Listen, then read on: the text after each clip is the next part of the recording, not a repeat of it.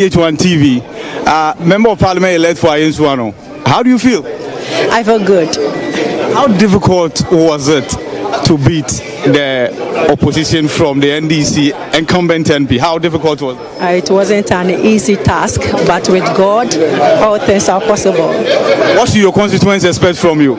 Oh, they're expecting the usual IDA, what Abadahima can do to the good people of GHOne. I am here to represent the good people of GHOne, and they should expect something good from IDA. Just thank you very much.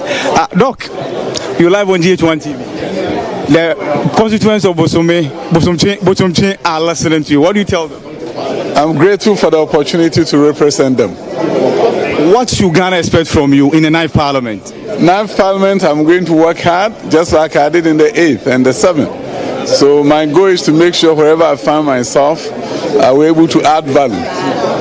So we see you put the NDC on its toe relative to the sector you represented for many years, the education.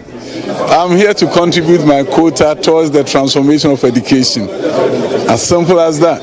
Dr. Yao, say Educhum, I have the Member of Parliament from Privacy here, so you're live on GHOne TV. You are not new to this. I mean, transitioning from one parliament to the other. But how important is it that you made it to the 9th Parliament in an election that many of your colleagues were not that fortunate? Well, for me, I think it's gratifying that my people selected me to represent them in Parliament, and for me, that's what matters. Really, what happened to my party was quite unfortunate, but we have learned from our mistakes. It's a continuous process. We continue to learn, and we're very hopeful that in 2028, the MPP is coming back to power. And I can assure you, the 9th Parliament will be the very pedal on which the MPP will bounce back to power. Thank you. You're live on GHOne TV, Doc. Your message to your constituents. You are going into the 9th Parliament. Message to the constituents, briefly. Briefly. The people of Abetifi are watching.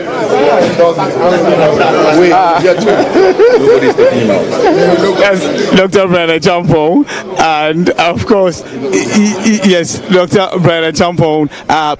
Just a word for the constituents of Abetifi, but of course, let me speak to Honorable Kennedy Osenyako, Member of Parliament for Akim Sodo. You're live on GHOne TV. Your message to your constituents.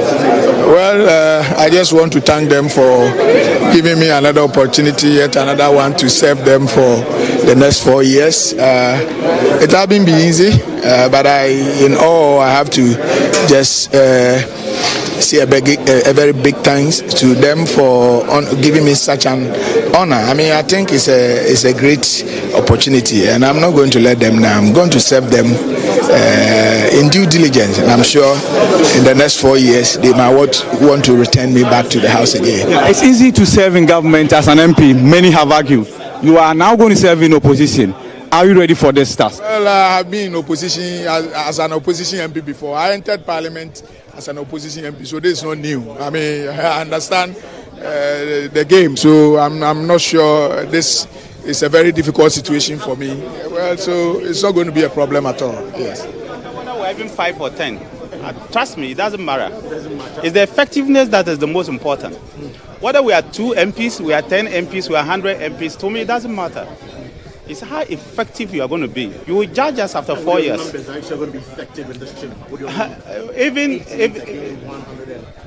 How many effective MPs did the NDC have at the other side? Not more than 20. You don't need 100 people to be effective. It's about being effective and doing your work. It's as simple as that. What about effective and doing your work? What exactly do you do? Oh, the people of Ghana expect you to be able to hold government accountable for a minority and give alternatives that they believe that are workable, and they believe that that's it. It's your job. Your job is to be a good legislature. Your job is to put government in check, and your job is to make sure that government does what it says it will do. Earlier, Afenyamatkin made a statement that if you touch one, you touch all. Some say that this is a very nice way of escaping from accountability. Oh, no, not at all. No, not at all. So you do not target people because they are doing their work. Right. That's what he's trying to say. Okay. If journalism. All right, so still live on GHOne TV, coming to you live from Parliament. Honorable Member of Parliament for Ofuase Ayirebi, Kojo Ponkroma, is here, and of course, still coming to you live. Honorable. Yes, of course, engage in some conversation. So we're getting ready to speak to Member of Parliament for Ofuase Ayirebi, and then, of course, outgoing Minister for Works and Housing, Honorable Kojo Opon Nkrumah. Doctor, are you free? Doc, you're live on GHOne TV. Doc, you're live on GHOne TV. Doc. You're live on GHOne TV. Your message to your constituents. I thank them so much. They were loyal to Dr. Bawumia, the MPP, and myself. We appreciated from the 60s to the 70s. And I'm proud of the people of Epijata Sokore and Ashanti region in general. Lots of love to them, all of them. Shout out, Happy New Year to all of them. How does it feel to come back as a majority member? An opportunity to reset Ghana with John Mahama with his experienced hand on the chair, supported by the Ghanaian people benevolence of a comfortable majority. We have a fragile economy in a strong, enduring, resilient democracy. But the dividend of democracy is what Ghanaians are asking for. What is it that government is doing and will do for us? President Mahama will necessarily find answers to those questions to reset Ghana in its governance, reset Ghana in the management of its economy, reset Ghana in the way we borrow, do away with excessive borrowing. So for me, President Mahama's best lesson is to avoid the wrongs and ills of the MPP and govern with humility and compassion. That he will do. Harun Edrisu, Member of Parliament for Tamale South. Honorable Jerry Ahmed, MP elect for Wejagbawe. Briefly, your message to the constituency. Just a word to your constituency. In fact, incoming minority chief whip.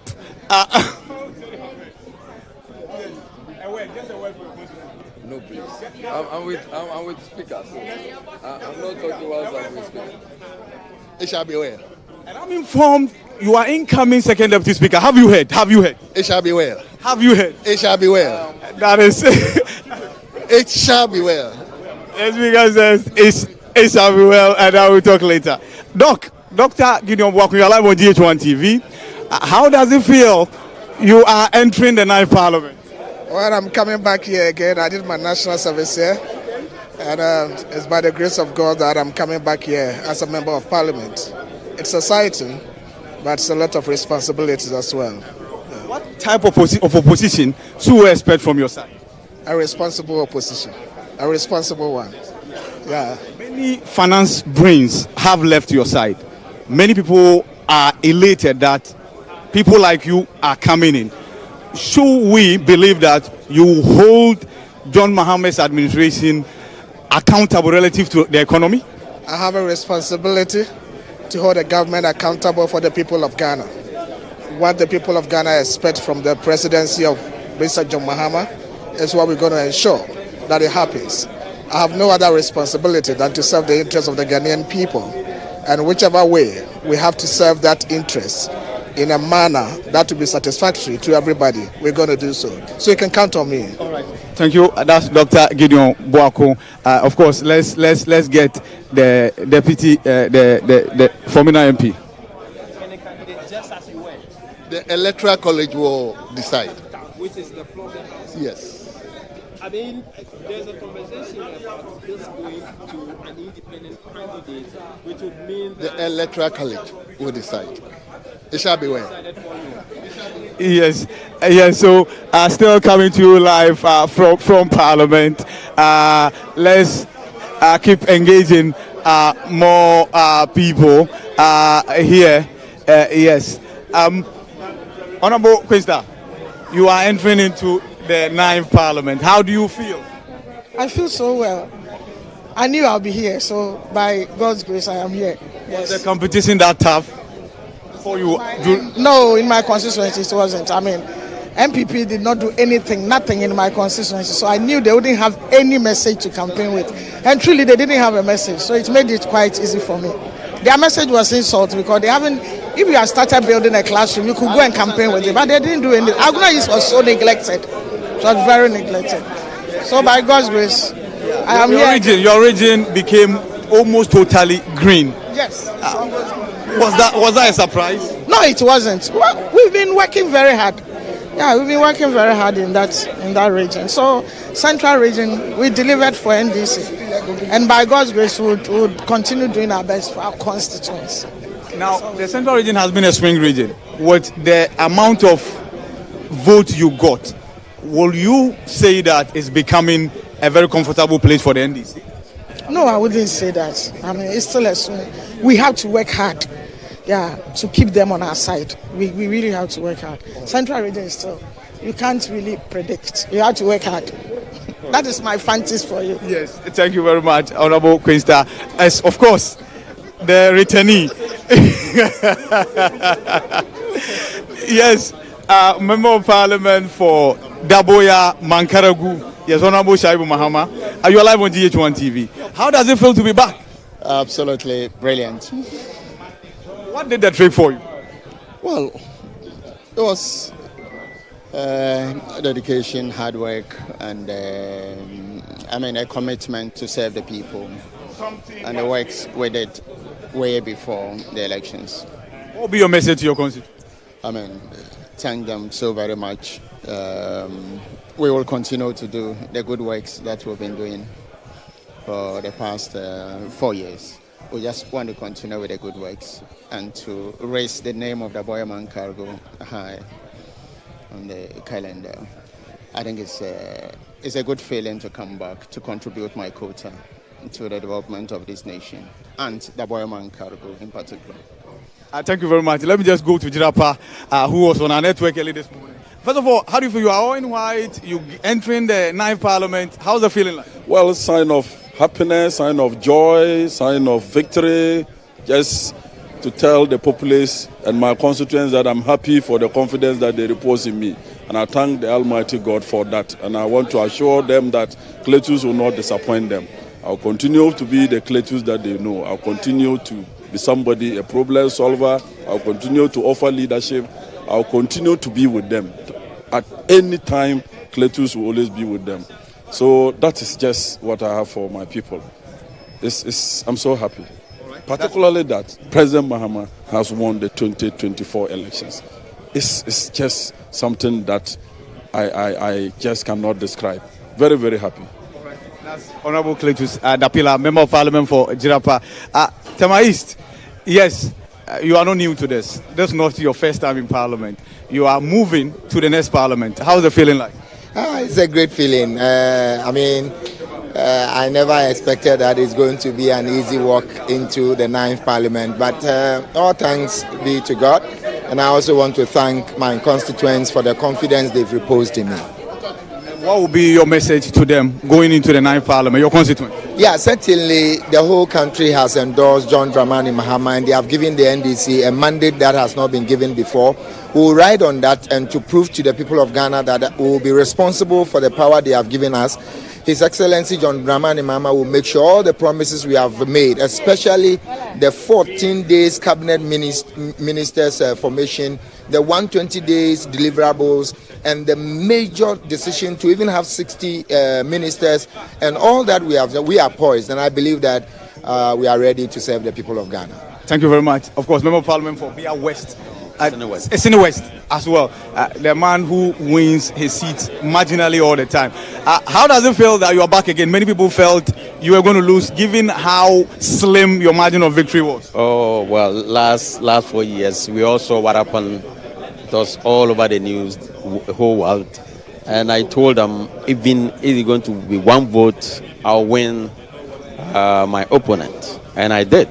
I know that they projected the whole area. It was a whole project that they did because the difference was so close, 16. So they thought they would take the seat. So from their national agenda, from national to the region to the constituency, they share money. Every polling station, everywhere, they share a lot of things. Yet we did our best. And the people of Sene West, good people of Sene West, have talked. And entire Ghanaians have talked. Thank you.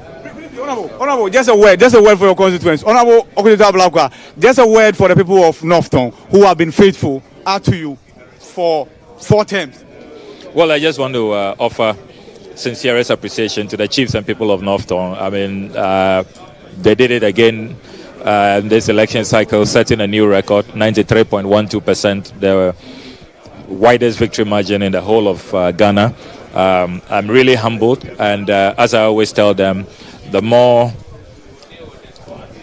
the victory margin, the more responsibility and the more committed I am to deliver beyond their expectation.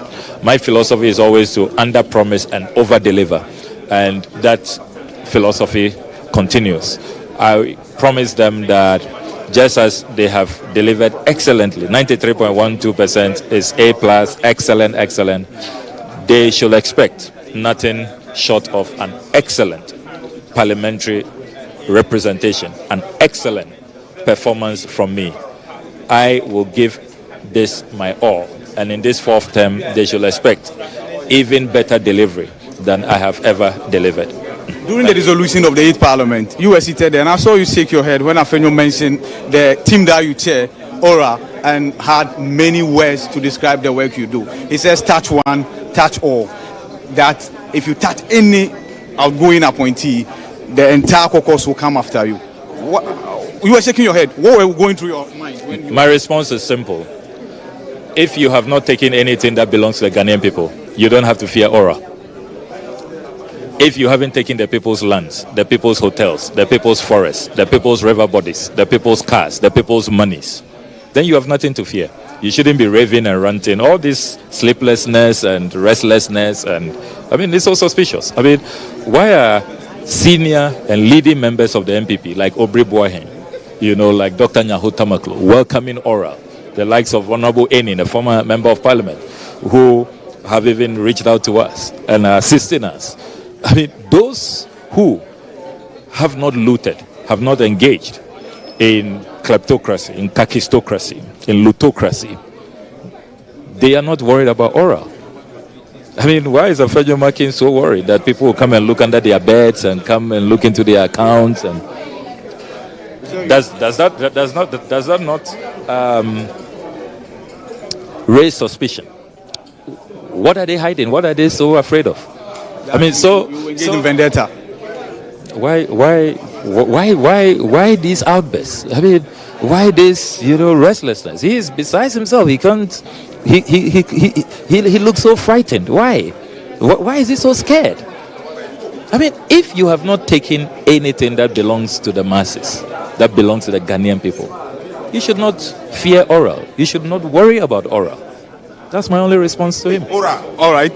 So, yes, you live on GHOne TV. First of all, introduce yourself for the sake of your constituents. I'm Dixon Chireduya, known widely in the media circles as Tugad, MP elect for Berekum West. And this is the seat going to NDC for the first time in 24 years. So predominantly it's been an MPP seat that has flipped to NDC. What did the magic for you? As a result of hard work. This is my 3rd time. I'm lucky this time around, but I must say I worked very hard. This time around, NDC had stronger message. We did better campaign, very effective campaign, and that has resulted in that overwhelming victory we had on the 7th December. Your message to your constituents, briefly. What I want to tell them is that I'm ready to serve with humility, transparency, and fairness to all manner of people. So it's time to unite for development of Berekum West. All right. Thank you very much, Member of Parliament for Berekum West. Okay, another first-time MP. Introduce yourself. You are live on GHOne TV. Professor Dr. Grace Ayensu Dankwa, NDC parliamentary candidate for Esikado Ketan constituency and the MP for Esikado Ketan constituency. You have taken over Joe Gatti's seat. That is correct. How challenging was this feat? It was, it's a quote-unquote MPP stronghold because we've had Joe Gatti for 20 years. So we knew that it was a big task ahead of us. But we also knew that the people were ready, and also knew that because of the good works we had done over the years, the people were going to vote for us. And truly, they voted massively for us. The margin was over 8,000 votes for parliamentary and over 5,000 votes for the presidential. So we are very happy. We're encouraged. We want to thank Ghanaians and the constituents for giving us the mandate. We also understand the task ahead. So, infanti yebakada yentimri yende yeba yabe ijuma, because ijuma na wadisha yensano or you're very, very important. The country is at a crossroads and we are in dire straits. So I know that the people voted for us to come and deliver. So right now we're going to work on the delivery. We will serve the people of Ghana, and I will serve the people of my constituency, and I'll serve them well. Many have said that these seats that NDC has won for the first time are borrowed seats. Do you agree that your seat is a borrowed seat, or you intend holding on to it? Oh no, this one is not borrowed. This one is going forever. No way. Because, not because I'm bragging, but because we will actually do the work. So it is our work that will speak for us. So it's not the bragging, but it's just that we will actually deliver on the mandate that the people gave to us. Thank you so much. You're most welcome. Honorable Okovanda-Poy, Member of Parliament Public myself. Yes. You are not new to this, as in walking from one parliament to the other. Yes. But this time around, Greater Accra became green. What was the magic? The magic is that we work hard. We work very, very well. We combed every community, every household, every street, and gave them the message of hope. They believed our message. They believed the manifesto of the NDC, and they realized the hardships they were in, and they said they will make the change. And they have made the change so that NDC, under President John Dramani Mahama, will come and work for them. Yes. So your message to your constituents, once again they have returned you to Parliament. My message to my constituents is that I thank them for bringing me back, and I'll continue to work for them. This time we have a government. I told them, give me John Dramani Mahama and I'll give you developments. So this time it's going to happen. All right, thank you very much. Honorable Okovanda-Poy, members of Parliament for Pro East and Pro West. Okay, so first of all, you introduce yourself and then tell us how you feel, because this is the first time you are coming to Parliament. Thank you very much. I thank Almighty God for this day. From day one, it has been His provisions and doing that has taken us this far. My name is Emmanuel Kofi Ntekune, MP elect for Pro West. Now, what got you the victory? Is it the wave, or you did something extraordinary? No, of course. That seat was NDC seat. Because of one or two things, that seat went to MPP. And the energy that the youth brought in, looking for the change, the needed development they were looking for, they didn't see it. They had huge hope in me to bring that needed development and employment to them. So that brought the change. So I'm grateful to Pro West people, the good people of Pro West. I'm grateful. Thank you so much. Thank you. Before I go to the Pro East, let me come to Kintampo South. And she's a returnee. We're here with her. She went, she couldn't come back. I'm told she's the first lady to mount a successful comeback. And that's Honorable Felicia will say. You're live on GHOne TV. How did you do it? I'll say by the grace of God, and then more advice. Yes, advice, patient, listen to my constituency executives, listen to my predecessors, and then my seniors. Yes. All right. Thank you very much. And then, of course, your message to your constituents. I just want to say hi to all my constituents and just assure them that I'm back, and this time we are going to do it and do it big. Thank you. Thank you very much. Honorable Don Jumelo, MP-elect for Iowa West. We're live on GHOne TV. I'm sure this has been a long time coming for you. How do you finally feel? Well, I'm excited. We started working on this, let's say, over 6 years now. And finally, in the next few minutes we'll be sworn in. So I'm excited. I'm excited to be representing the people of Ayawa West Wogon, and I'll do everything, my best of my abilities, to serve them well. Did you, for a moment, feel this was practically impossible at any point? Yeah, of course, I did. There were times when I questioned myself as to why can't this mommy? But there were also times when it was like, you are the one to do this. You are the one to redeem Ayawa West, and that's how come we won. My condolences to you, but how do you feel, given the fact that your father, who had seen you through all, and your mom are not here to celebrate this occasion with you? Well, what I know is, of course, the last few moments I spent with him on Friday, he was very happy about this process, and, wherever he is, he's definitely watching and he's definitely proud. All of them are proud. What will you tell the people of Ayawa West Wogon, who are very expectant of you for the next 4 years? It's not just your victory, your party is in power. Well, one, they should back me with prayers. 2, they should correct me when I'm wrong. 3, they should praise me when I'm doing the right thing. And 4, they should help me all to develop Ayawa West Wogon. Thank you. What was your experience in the creative arts? So let me quickly come to you, the Member of Parliament for Pru East, right? The one who defeated Dr. Kwamina Donko at the primaries. First of all, introduce yourself. Yeah, Imano Kubuam. Yeah, from Pru East. Yeah. Okay, so first of all, this is your first time you are coming to Parliament. What's the feeling like? It's quite of an exciting one.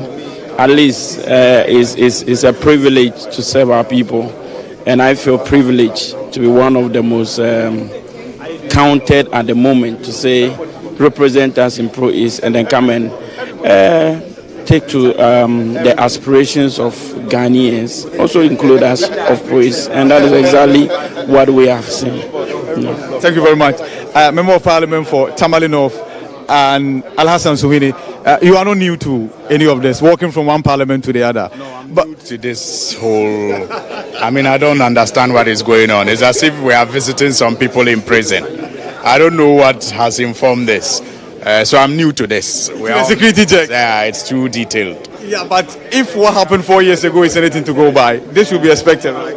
Well, I don't think that this can prevent what happened 4 years ago from happening if it was intended to be staged one more time. But yes, improved security is always better, but the inconvenience you can imagine. But I think that improved security is better. Perhaps they are anticipating what could have happened. What can happen, but I don't think it will happen this time around. How different would the task be for you this time around than it was previously? Now your party is in power. Well, the tax is not too different. Even when we're in opposition, we came here 4 years ago around the same time to get a speaker elected. And it is similar tonight.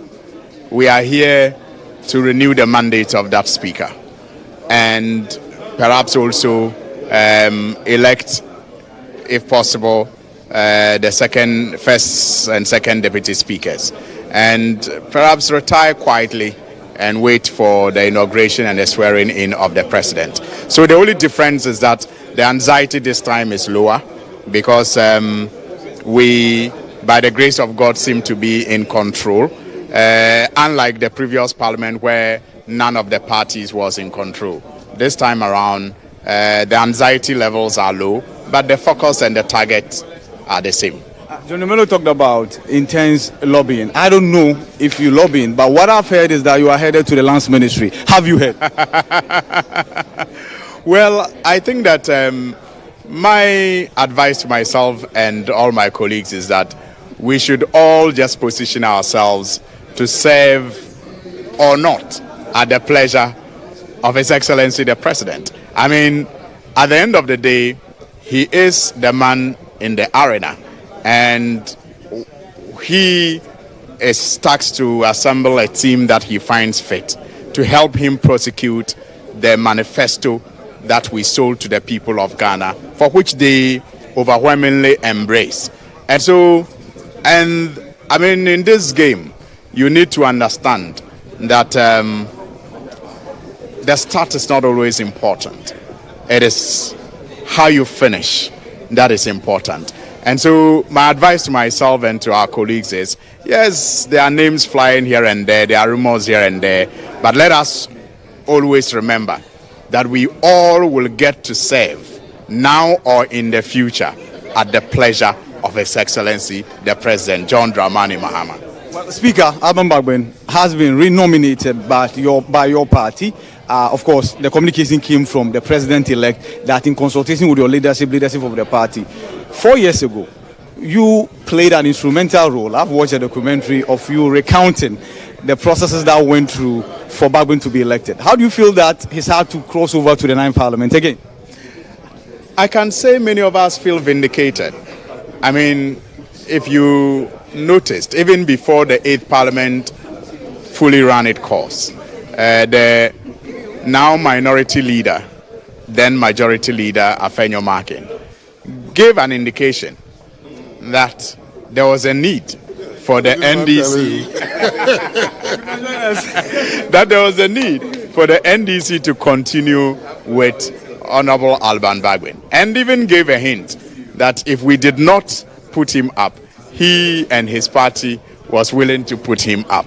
I mean, for some of us, that was vindication. I mean, only 4 years ago, to have a team led by Afenyo Markin and others fighting us when we tried to get Bagbin elected, for them to now, urge us to renew his mandate and to actually even threaten that if we don't renew his mandate, they will do that. It's a 360 turnaround coming towards the position that we had to fight them to, advance. And so it's vindication for us that today we are all coming to this house, and the general feeling is that Right Honorable Speaker Bagbin has discharged his duties remarkably well and deserve another term in this office. For those of us who almost put our lives on the line to get him to be tested by the people of Ghana, we feel vindicated. We feel very humbled that we did not make a mistake and our gamble was not in vain at all. Well, Member of Parliament for Tamale and North, Al-Hassan Suhini. Yes, I have another first-time MP here. What else? You live on GHOne TV. First of all, introduce yourself. Yes, my name is Honorable Kweli Walase, Kwewa from Plains North, independent candidate as well. Candidate, yes, we've heard a lot about you. At a point, many people felt you were coming to become a first deputy speaker. Have you a second deputy speaker? Have you heard? Rumors are always in the mouth of the sayers, but the reality lies on the ground, and I think we're now getting in. So if that is it, when we get there, we'll know. Well, so first of all, how does it feel to be elected by the people of Afram Plains North as an independent candidate, a constituency that has been predominantly NDC? Yeah, it's a huge task and a heavy one on the shoulder because predominantly, and I call it culturally, it's an NDC seat. And to break through that ranks will tell you that I'm an NDC man myself. Just that we had to turn some things around to make some things. And that is what has happened. So it's not a new stage. It's just within the same pot. And we're just turning it from Okro to maybe Adame. Is that to say you'll be sitting, you'll be caucusing, you'll be doing business with the NDC? Exactly so. My constituents and I have that as privy to both of us, and every consultation is just to say they approve of it, and I'm with the NDC as we spoke, I'm with the NDC as we promised, and I'm with the NDC as we deliver. Have you been engaged by the party relative to how you should proceed going forward? Yeah, engagement in contest can mean so many things. I don't know which one you're talking about. But have you had meetings with the executives of the NDC? I speak with the NDC all the time, so I wouldn't categorize that as an official meeting, but I had not gone out of the NDC, so we still talk like NDC members here. When you say you've not gone out of the NDC, is that to say that the NDC's constitution doesn't talk about automatic forfeiture once you go independent? As a lawyer, I had not seen one. But conventionally, people may say a lot of things, but Well, that is not it for me. I just feel like I'm back home, and that's it. Finally, before you go, what has been the reception like for you here in Parliament? Of course, you just came. Like you mentioned, you've always been a member of the NDC. What has been the reception like? No, not different from home, because these are people who come from various areas in Ghana. Geographical locations do not matter anymore in Ghana, and we are all here as one people in the home Ghana, and so we just like friends, as if we ever knew each other before coming here. Finally, and I'm sure if you don't ask you this, your constituents might not forgive us. There were engagements to impress upon you to withdraw, right? Those engagements were not fruitful. You have won, which means that indeed your constituents wanted you to stand. What do you say to those who say that you did not listen?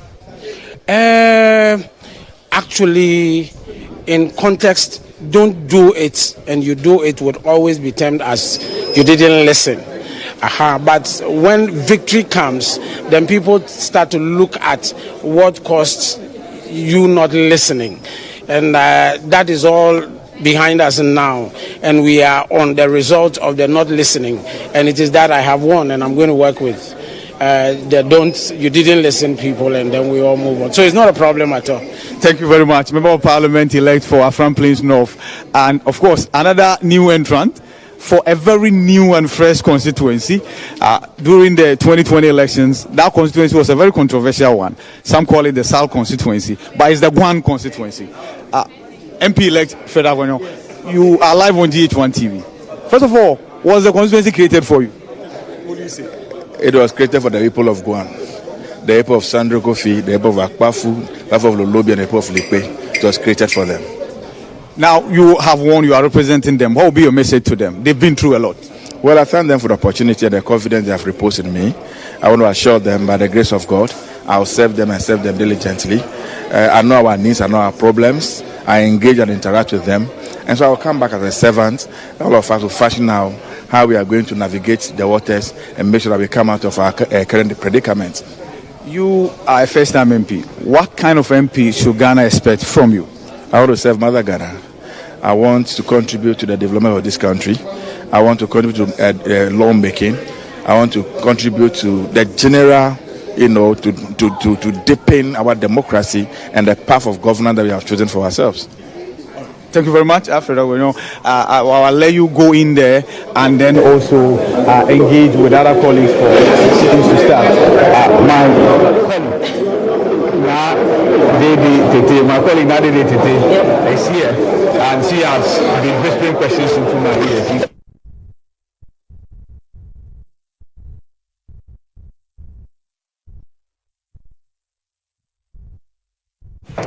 So there you have it. We're still here in the studios. What you just saw was an interaction from Parliament with incoming MPs on both sides. Ibrahim Al-Hassan has been speaking to some of them. John DeMello, Samuel Okudzeto Ablakwa. We've heard from Steka from the other side. Dominic Nituwul, just to mention a few. Edem Agbana, who is one very vibrant young gentleman. And one thing I picked from his submission when IB was interviewing him was that he was going to be a critical voice for the youth of Ghana. He didn't restrict that to his party or his constituents. So we wait to see how this parliament will pan out. We've still got former MP Abdul Aziz Nyaba Musa here with us, and Mohammed Abdul Aziz. Okay, and I would just like to find out from you, because we know how Parliament works. Backbenchers, those in front. When you see people like Edem Agbana with all that excitement, John DeMello, the energy, the zeal, how do you think they should be positioned in order to give that effect and blend of the old and new? Normally, the backbenchers will refer to normally first-timers. First-timers will normally assume the backbench. You have your senior-most members of parliament, sitting right behind the leadership, so that there can be some easy consultation. The majority leader or the minority leader can easily turn and do consultation with the senior most members who are more experienced in parliamentary business. Right. Now, when I say normally first-timers will do the backbench, there are instances where some first-timers will prove their worth, and you see them gravitating towards the middle. In the 7th Parliament, one person that I recall, even though he was a backbencher, but had made some footprints in Parliament was Honorable Adongo. Largely because of his background, his experience, and advocacy. So even though he was a first-timer, there were instances where you see him seated not far from the leadership because of the role that he played. And so, but the backbenchers will have the role that they play. I mean, sometimes they don't have to cause the trouble for the speaker when the need arises to cause the trouble for the speaker. But it doesn't mean that when you are a backbencher, you don't contribute to parliamentary proceedings. You do. But normally it is those in front and those in the middle class who are more visible and who speak to issues more than those at the back bench. The likes of Honorable Adongo, for instance, I mean, he has made a mark in both 7th and 8th parliaments. But of course, he was in the 7th Parliament, was somewhere at the backbench. But obviously, when you come back the second term, they would have to rearrange the seat again. Those who are just entering would also take and stuff like that. But if also you are a seasoned or a 4th-timer, a 3rd-timer, right, and you are not very visible on the floor, don't be surprised that you could find a junior member of Parliament seated with you or even ahead of you in the chamber. But like I said, all of them have roles that they play. You know, there are instances where, but for Adam and John Dumelo, it's a matter of they finding people to hold their hands, taking them through the parliamentary standing orders, you know, building the confidence in them. Sometimes it requires some level of confidence to be able to take on the chamber and speak. And so once they get people who can hold their hands and take them through the process and build that confidence in them, that this is something that you can do, it's just a matter of having the confidence. And so I'm sure they would have people who can hold their hands and take them through. It's not a formal class in a way. It's just to let you know that you can do it.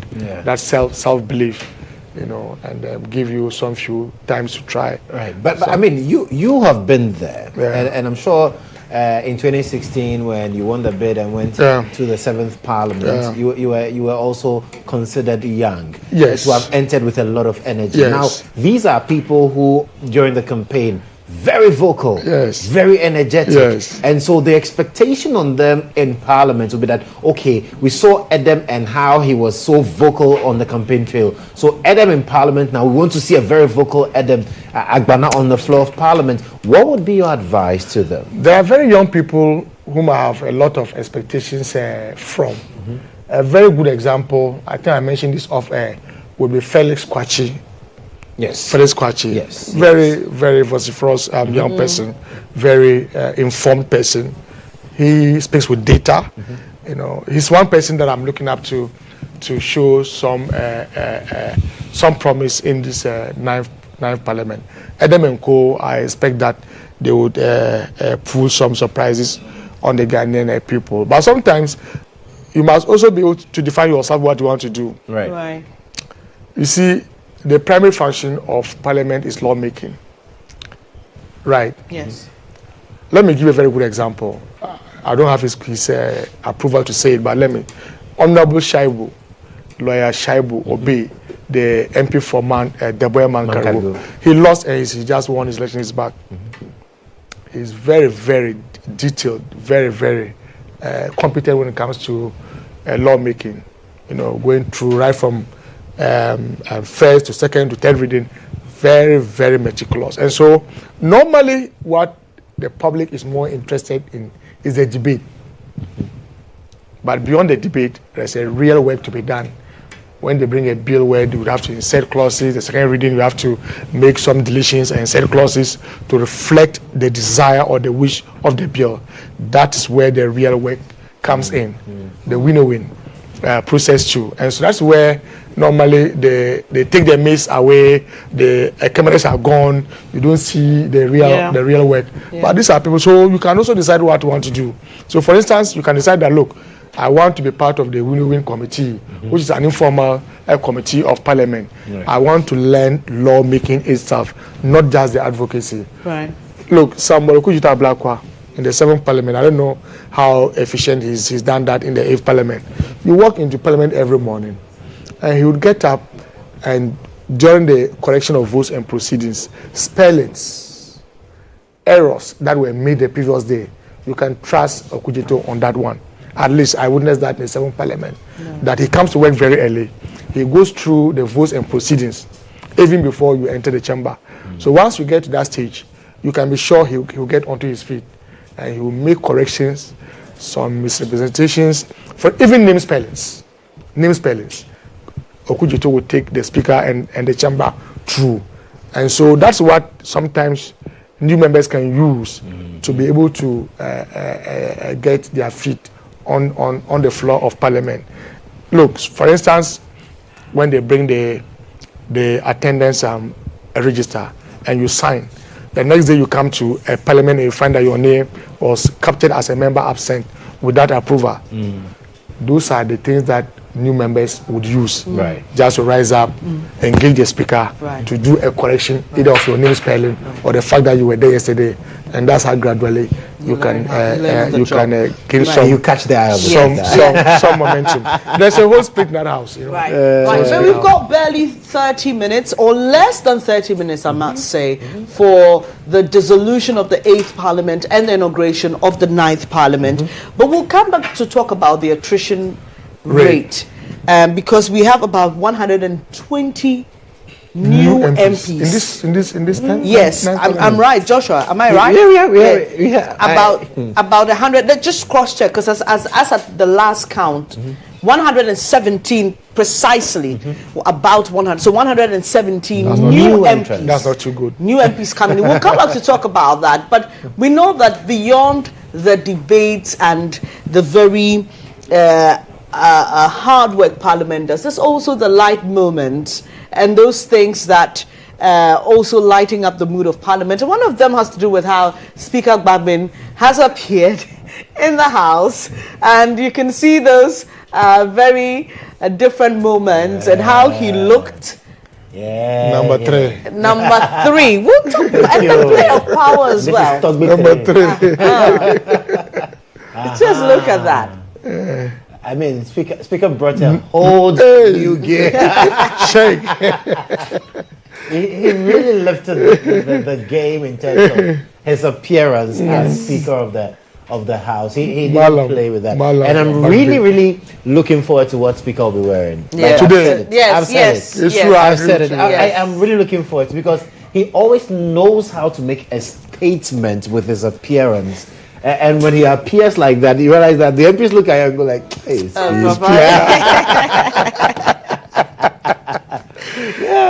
I have a strong feeling Speaker will tie his head there'll be a turban, something. You know, we're lucky to have him as a Speaker in the 8th Parliament. You know, look at the fact that this was a very hung Parliament, 137 on both sides with just one independent member swaying the balance for the MPP. So you needed somebody very experienced to be able to drive us through and to work that fine balance, you know, as a speaker. And I'm sure he's done that quite well. I don't know if we had somebody who did not have that opportunity, how things would have been like, even with him as a speaker. Look at the way he managed the issue of the majority and minority caucus, and the other with the NDC. Minority and the minority group and the majority group. I mean, just managing it with some words, just to be able to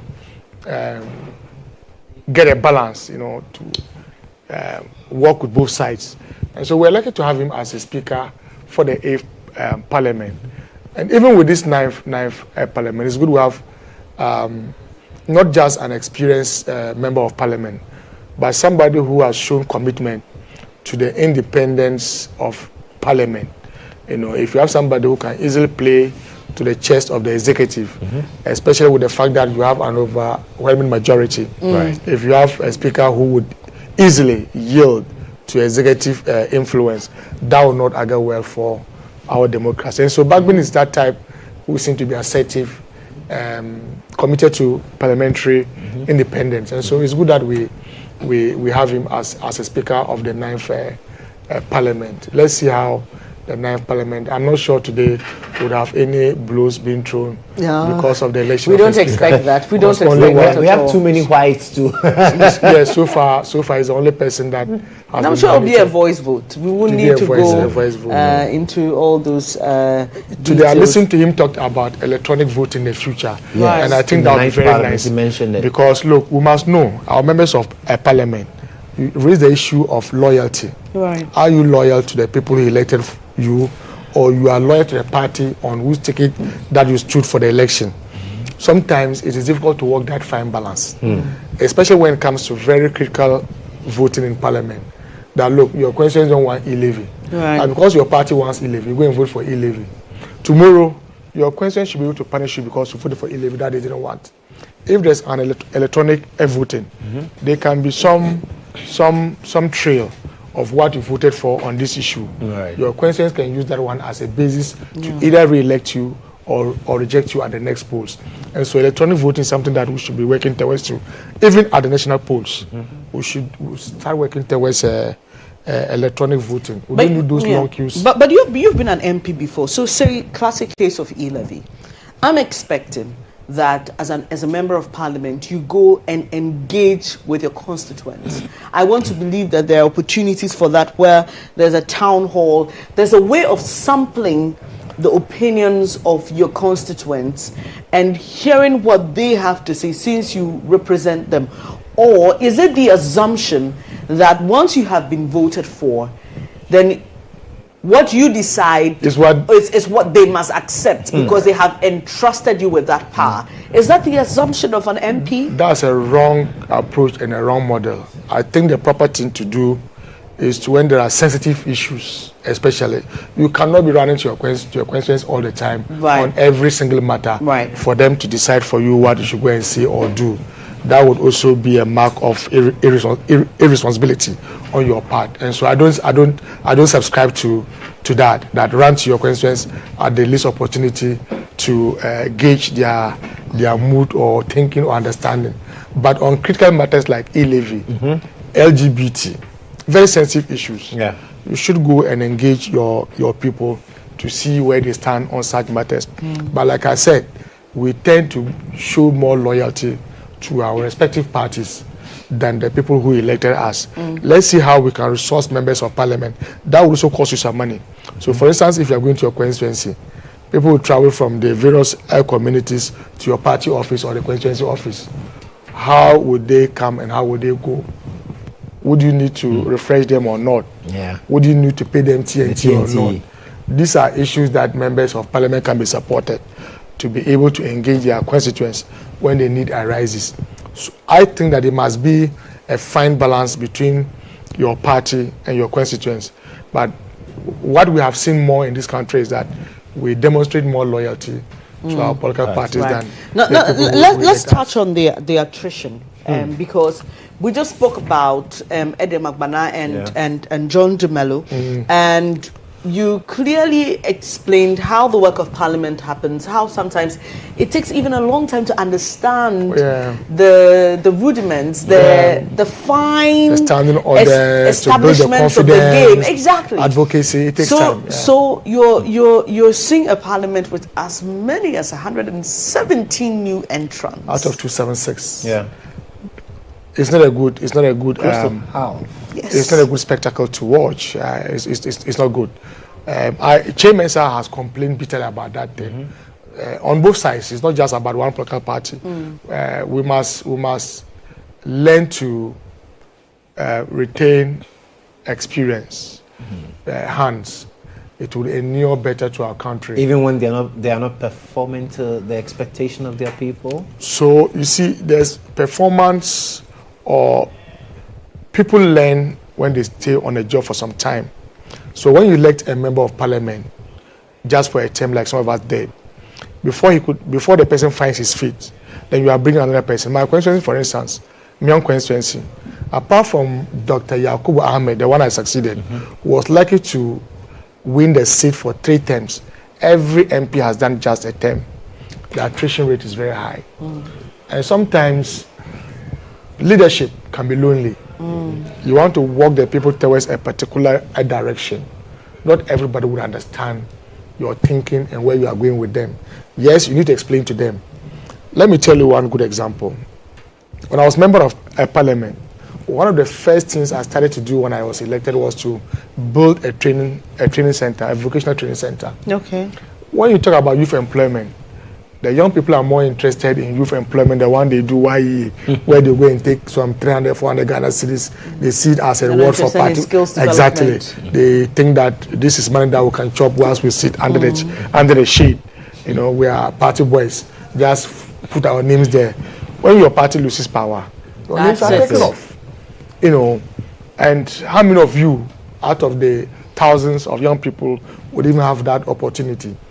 But the most sustainable way you can have employment, in my thinking, and I still believe so, was to engage them in skills training. Right. You are trained in, for instance, in shoemaking. It can take care of you till your old age and stuff. You can also begin to train more and more people. You go and do a training center. You go and hire the master craftsmen to come and teach them. They come and they don't see value in it because we are not doling out the cash. They don't see. I remember I bought an ambulance before they did this. One constituency, one ambulance, and I bought an ambulance from Spain for my constituency. The day I was presenting the ambulance, somebody had supported very well. Said, "Oh, look at this nonsense thing Honorable Aziz is doing. Give us money, go and see ambulance." What did the ambulance for? It's a fast food generation, isn't it? When I heard, I was shocked. I was really, really shocked, and I got worried. And so sometimes it's that the attrition rate is actually high. If there's a way we can work around it, if the political parties can begin to see how we can work around it, that'll be better. In this case, but how, I don't know. Okay, in this case, we're seeing many of these new entrants unseating incumbent NPP MPs. Yeah. Could it be the case that if the NDC had presented, say you for example, or anybody who had lost previously, or somebody who was in parliament but couldn't retain their seat, lost on MPP, had brought that person back, we're likely to see people come back who are not necessarily new, but would have had some experience. Yes. Could we also look at that angle? Yes, that can be another route. But in the first place, why do we even want to get people out and bring them back? If they are so bad not to be retained, why bring them back? Do you get my argument? I'm just thinking that political parties must begin to support, selective discrimination, to support the experienced hands, either through primaries or even the main elections, to see how best they can. Look, there has been calls for us to support women, to relax the laws and the rules of our parties that would make room for more women to get into parliament. Let's begin to think about it. Chairman has been very concerned about look, out of 276 members of parliament, we have 120 of them being new. I mean, you can imagine the load on the experienced hands. And then you go to the next elections, another set of, let's say, 100. But what does that really mean for the work of Parliament in terms of the expectation of the outcome? Now, especially for John Dramani Mahama, and how crucial it is for him to deliver on the promises made to Ghanaians, for which reason an overwhelming majority decided to go for him. Now, he has a Parliament that has, 117 new people who would now be learning the rudiments of parliamentary work. With that legislature, how will it impact on the overall government of John Dramani Mahama? The executive that President Mahama heads or leads would be run by ministers and deputy ministers and other state agency heads. And so that's where he would draw most of his strength from in terms of running the country. Of course, the law requires him to do more than 50% of ministers from Parliament. He has very experienced hands in Parliament that will support him. President Mahama and the NDC promised to do 60 ministers and deputy ministers, out of which we are going to have about 16 regional ministers. President Mahama has a lot of experienced hands, even with this number of new entrants that will be able to support him run. And of course, it's not a good thing for Parliament as an institution, but for executive, I can assure you that President Mahama has a lot of experienced hands. And my challenge then is that if President Mahama has to also go for more than 50% of his appointees from the same Parliament. That's what the law requires. Per the law, yes. So he would now be relying also on the experienced hands. People. So the experienced hands that are supposed to pay attention primarily to Parliament and nurture the young ones will also be focusing on executive duties. You see, we should not suggest that new entrants or new members of Parliament cannot rise to the occasion when they are made ministers or deputy ministers. Let me give a very good example. The Honorable Haruna Idrisu was a second-timer member of Parliament under President Mills when he was made the communications minister. His performance is out there for everyone to see. I think even Okujita Blakwa, first time he was made a deputy minister also, I'm not too sure about it. And so I don't want to argue that first-timers cannot be good ministers or deputy ministers. But what I'm saying is that President Mahama has a lot of experienced hands, people who have been in Parliament for a number of years, and people who have been ministers and deputy ministers before. Remember, he has only 4 years to run. And so President Mahama would want to draw on the experience of party and Parliament to form his government. 16 regional ministers, 44 left, 44, maybe 22 ministers and 22 deputy ministers.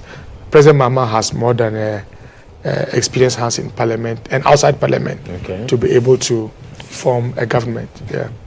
Interesting. Well, so this is still our continuous coverage. Check with the time. It's 11 minutes to midnight. So 11 minutes for the expiration of the 8th Parliament and the birth of the 9th Parliament. But my worry is that matter even came up for discussion sometime in the past. Right. Why are we swearing members of Parliament at midnight? Right? 12 midnight. Yes. Just because we want them to assume office On even the at 12:01. We have new members of Parliament. It should be possible for us to swear the president before members of Parliament, even at this time, and do the outdooring the next day.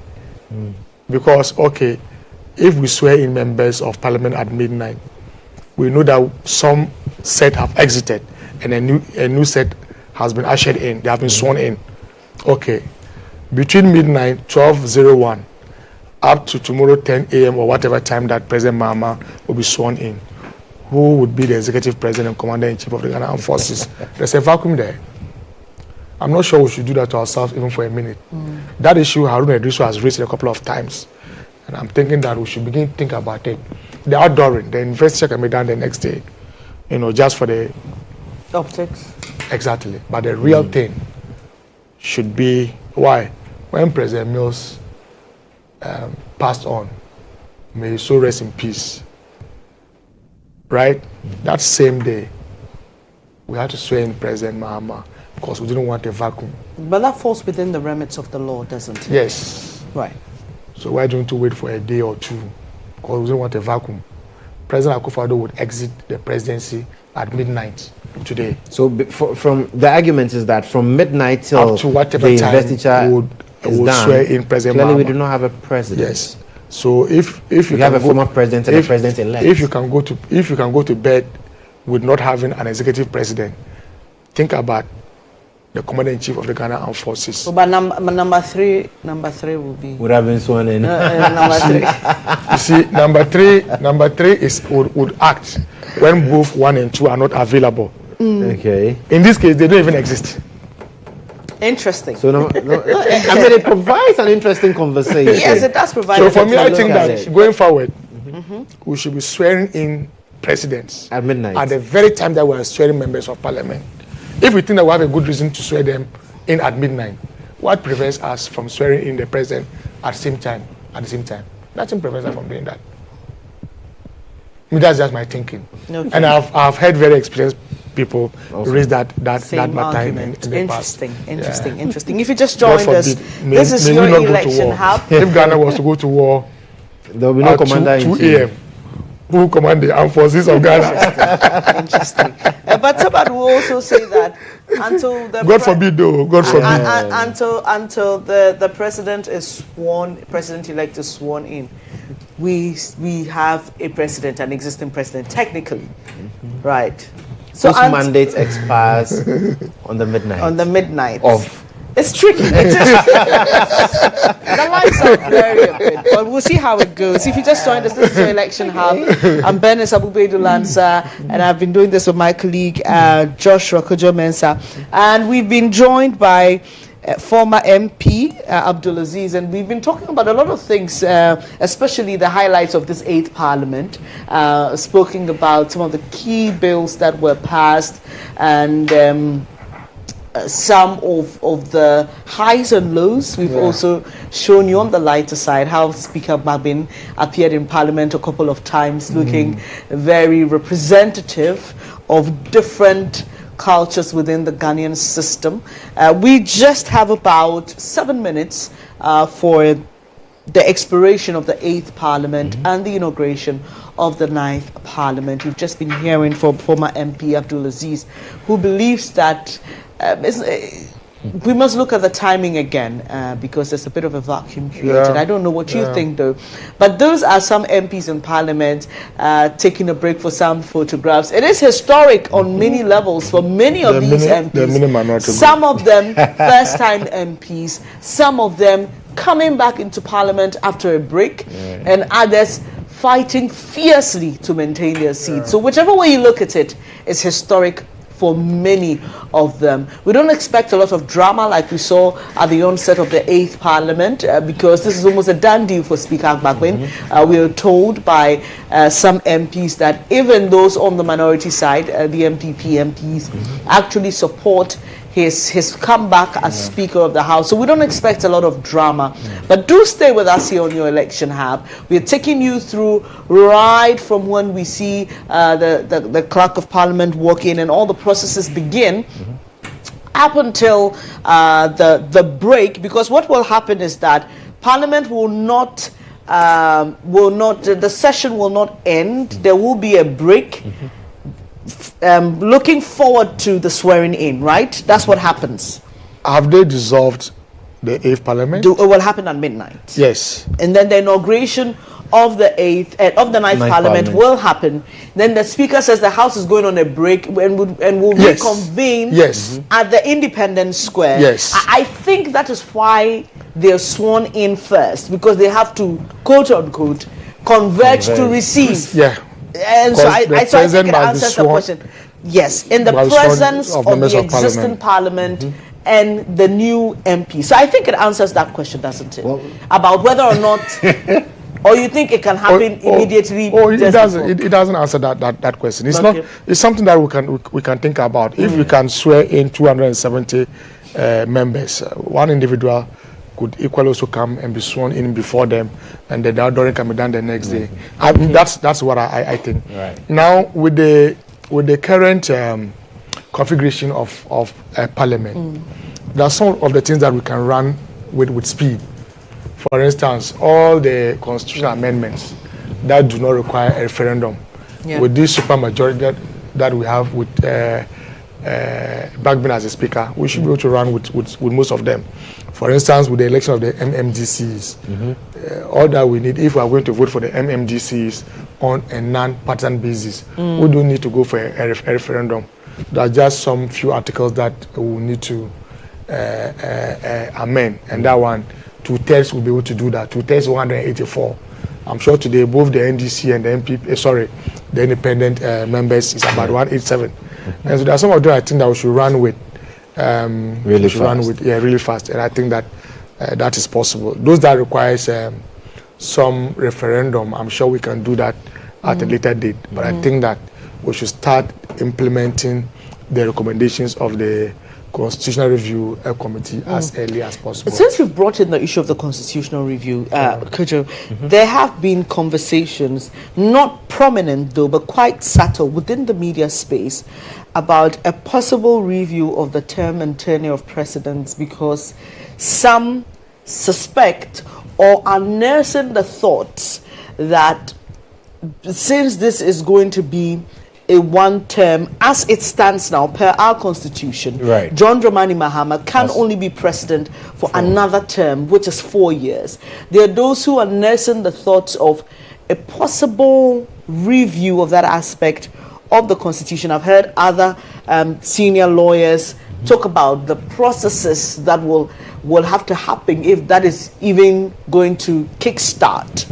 But what are your thoughts around that? Is it a case where they are thinking of amending the constitution to allow President Mahama to run for a second term? Possibly. No, President Mahama is a true Democrat. He will never do that? No. President Mahama is a true Democrat. He's a true Democrat. President Mahama will not dream of that. And even if that suggestion was made to him, I can tell you that President Mahama will not be amenable to that. So whoever is having that thinking should better get it off his head. President Mahama is a true Democrat. He's not. No, he's a true. That's the best word I can use for him. He's a true Democrat. President Mahama would not attempt to engineer a third term. No, he won't do that. Trust me. But I've heard some people argue that, I think President Kufuor has also made that argument, that we should have 6 years just for a term. That would appear to be a good idea. But you never know. If you have a president like Akufo-Addo, you elect him the first day, and you get to know you have a wrong president, and you are supposed to deal with him for 6 years. Can you imagine? But every 4 years, okay, we could have a second chance we'd have a chance at the end of the 4th year to either renew his mandate or reject him.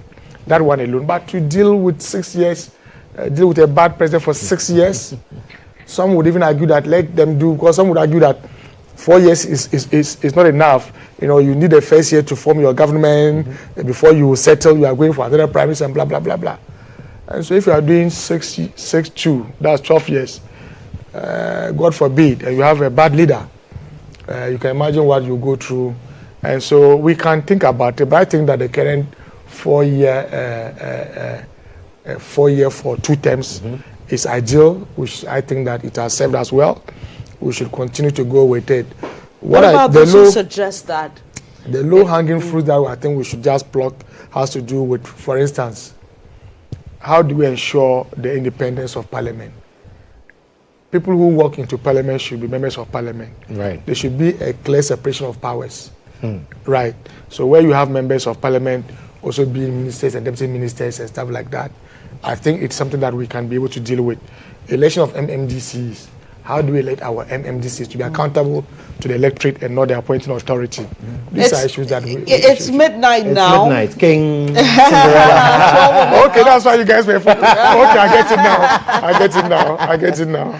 I mean, we were timing them. Yeah. It's 12 on the dot, and we expect to see the processes begin any moment from now. Like we said, this is not like the previous session or the previous parliament, the 8th parliament, where we saw a lot of drama. We don't expect ballot box snatching. I don't even think there's going to be any secret voting. No one will chew ballot. All of that, yeah. No Usain Bolting in Parliament. Yeah. And it looks like things are beginning to settle, and any moment from now, we should have the clerks take over. Mind you, the members of Parliament will first be sworn in, and after taking their oaths, they will now move to the election of the Speaker. And then, and that is the process that triggered the interest in fighting in Parliament, and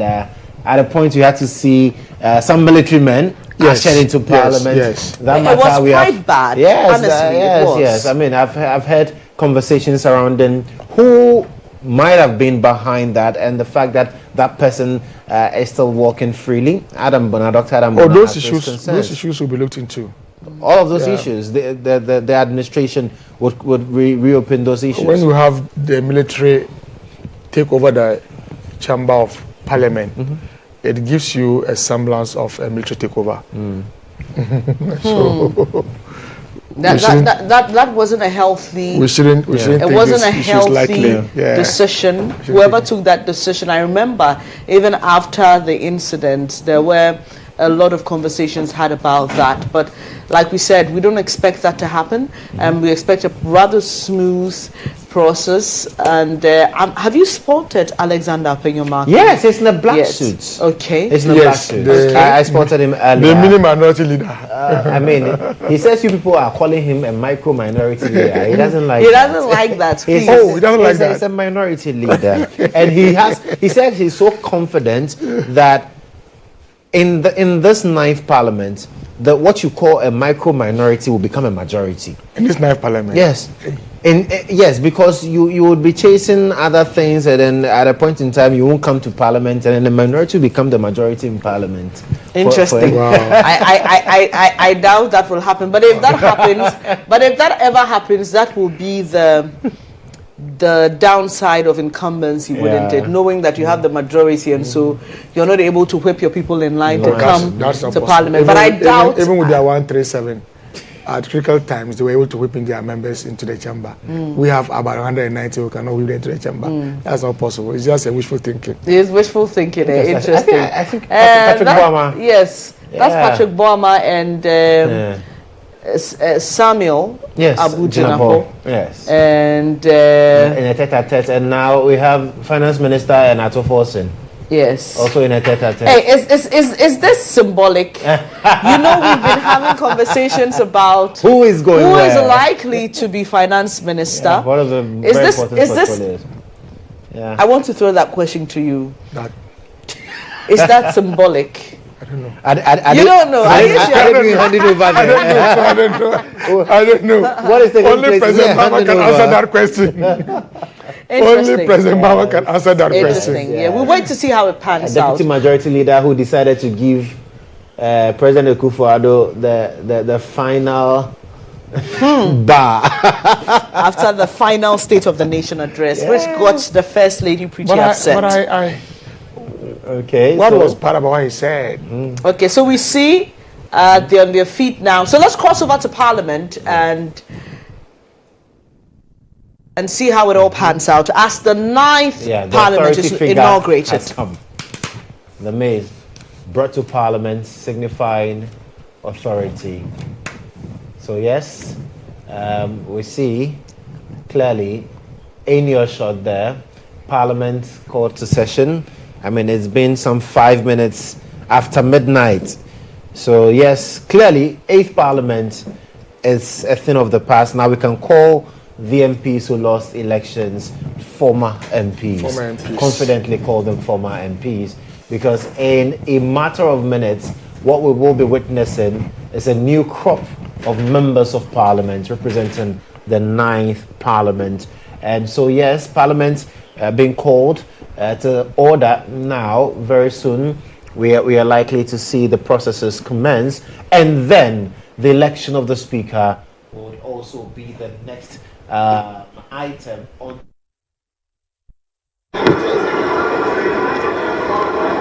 Proud members, let us pray. Proud members.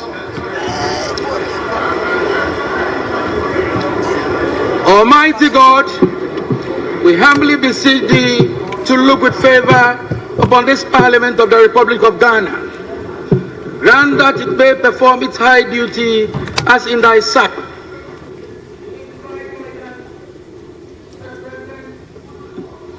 Of the Republic. Endow members of Parliament and ministers of state with discernment and vision, integrity and courage, that through the labors of government, this land and people may be well and truly served, and thy good purposes for the common human life be realized in our midst. O God, grant us a vision of our country, fair as it might be, a country of righteousness, where none shall wrong his neighbor, a country of plenty, where evil and poverty shall be done away with, a country of brotherhood, where all success shall be founded on service, and honor shall be given to the deserving, a country of peace, where government shall rest on the will of the people and a love for the common good. Bless the effort of those who struggle to make this vision a living reality. Inspire and strengthen our people that they may give time, thought, and sacrifice to speed the day of the coming beauty of Ghana and Africa. Amen. To make this vision a living reality, inspire and strengthen our people that they may give time, thought, and sacrifice to speed the day of the coming beauty of Ghana and Africa. Amen.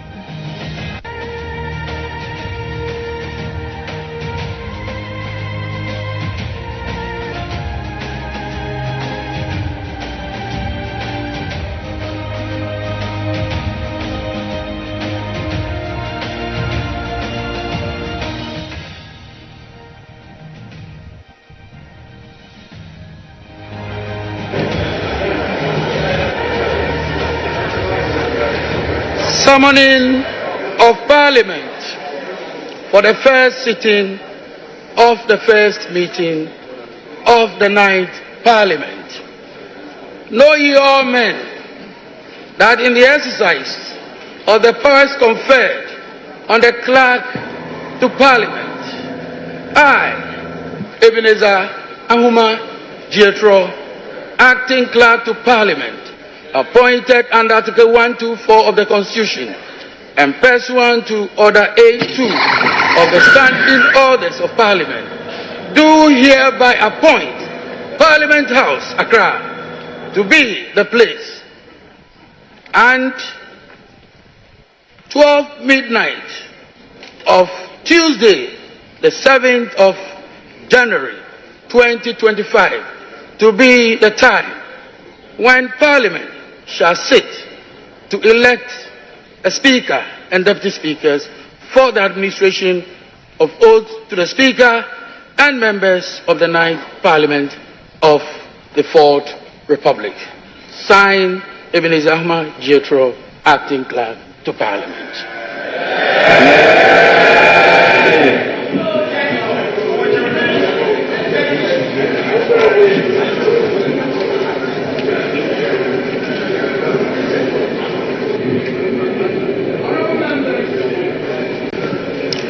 Our members elect, it is my honor to inform you that I have received from the Electoral Commission the writ of elections for the December 2024 presidential and parliamentary elections, and I shall proceed to read the communication from the Electoral Commission. Let me indicate that the writs came in sequence. I have 3 writs of elections. Some are supplementary writs of elections. The first writ of election was issued dated 23rd December 2024, addressed to the clerk to Parliament. And it reads, Dear Sir, submission of writ of elections for the parliamentary elections held on 7 December 2024. I bring you greetings from the Electoral Commission and trust that this letter finds you well. I write to acknowledge receipt of your letter dated 17 December 2024 with reference number PS/CS/027/34 on the above subject matter. Kindly find attached the writ of elections for the parliamentary elections held on Saturday, 7 December 2024 for 274 constituencies. Also attached is a schedule containing the names of the candidates elected pursuant to Regulation 43(2)(b) of the Public Elections Regulation 2020 CI 127. Please note that there are 2 constituencies which have issues with their coalitions. The Commission will notify you when the issues regarding the 2 constituencies have been resolved. So that is the first one. The second writ of elections was received on the 2nd of January 2025. It reads, the Clerk to Parliament, Parliament of Accra, yes sir, submission of writ of elections for the Domi Kwabenya parliamentary election held on 7 December 2024. I bring you greetings from the Electoral Commission and trust this letter finds you well. Following the completion of the collation of polling station results for the Domi Kwabenya constituency, kindly find attached the writ of elections for the parliamentary elections held on Saturday, 7 December 2024 for the Domi Kwabenya constituency. Also attached is a schedule containing the name of the candidate elected pursuant to Regulation 43(2)(b) of the Public Elections Regulations 2024 CI 127. Signed, Samuel Tete, Deputy Chair, Operations. The third writ of elections was received on the 5th of January. 5th January. Also addressed to the Clerk to Parliament, and it reads, Dear Sir, submission of writ of elections for Okaikwe Central, Tema Central, and Techiman South parliamentary elections held on 7 December 2024. I bring you greetings from the Electoral Commission and trust that this letter finds you well. Following the completion of the collation of polling station results for Okaikwe Central, Tema Central, and Techiman South constituencies, kindly find attached writ of elections for the parliamentary elections held on 7 December 2024 for the above mentioned constituencies. Also attached is a schedule containing the names of the candidates elected pursuant to Regulation 43(2)(b) of the Public Elections Regulations 2020 CI 127. Again, signed by Samuel Tete, Deputy Chair, Operations for Chairperson. Honourable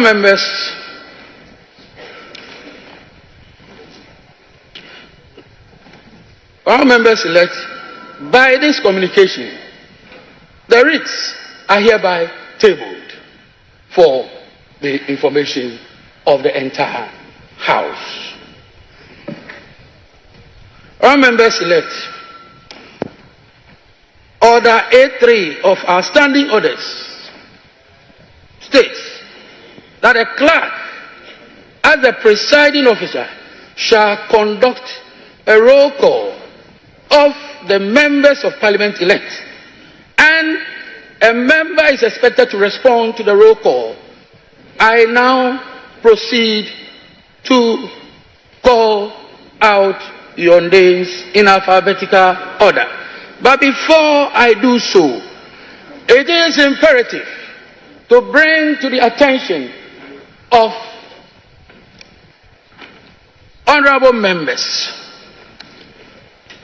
a matter of concern. I say so because I know this is a matter which will come up on this floor. And so it is my noble duty, legally, constitutionally, and procedurally, to draw your attention for your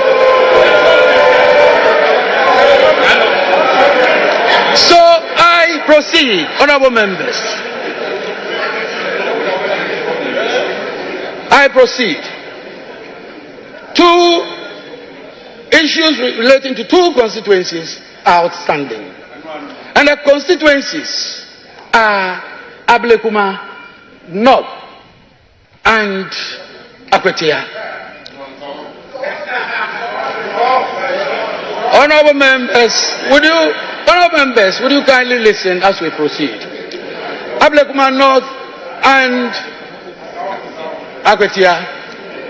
The case of Ablekuma North is known to all of us in this honorable house. We don't have writ of elections from the Electoral Commission in respect of Ablekuma North. And therefore, it is impossible to proceed with any matter relating to Ablekuma North in terms of roll call and in terms of the eligibility of a member for that constituency to participate in the election of the Speaker. In the case of Akwetia, the clerk to Parliament was served a process on the 3rd of January 2025 with an order of interim injunction from a high court in Koforidua. This order was served through the legal office of the Parliamentary Service. The order directed the respondents, including the clerk to Parliament, indicating that they are restrained from proceeding to call, admit, register, swear in, recognize, gazette the said Ernest Yao Kumi as the elected member for the Akwetia constituency.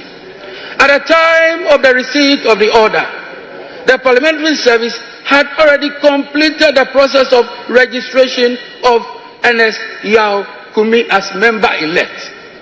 This is precisely because the first writ of elections that we received, Ernest Yao Kumi, was part of that process. So we received writ of elections in respect of Ernest Yao Kumi. And without the pendency of any suit, any process, the Parliamentary Service, in compliance with due process, had to register the member. So we did so. Subsequently, it has come to our attention. There's a restraining order of a court, restraining not just the member, but the clerk to Parliament from proceeding with the registration from proceeding with the members' participation in the election of the Speaker. This is a matter that honorable members ought to know, since it is a court order which order restrains the clerk to Parliament as well from proceeding or dealing with a member in this matter. I find myself constrained.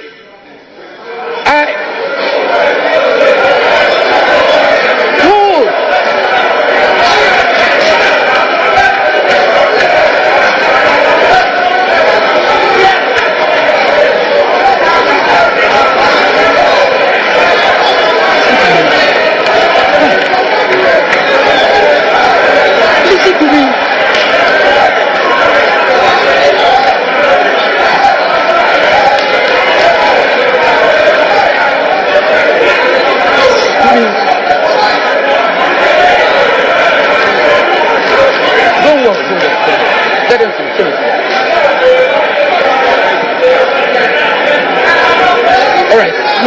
Let me finish. I'll do it. Honorable members. All right. Honorable members. So I have brought this matter to the attention of the House. That is my pleasant duty to do. The member may decide, may elect to participate. But in doing so, I'm drawing attention to Article 105 of the Constitution. And I will read. A person who sits or votes in Parliament knowing or having reasonable grounds for knowing that he is not entitled to do so commits an offence and shall be liable on conviction to such penalty as shall be prescribed by or under an enactment of Parliament. Having done this, I have discharged my noble duty. I will end there.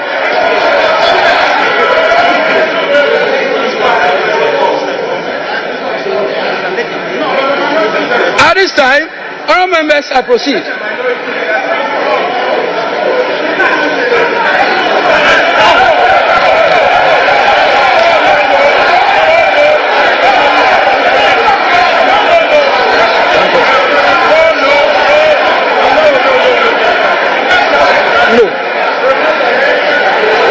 No, I am not sitting down.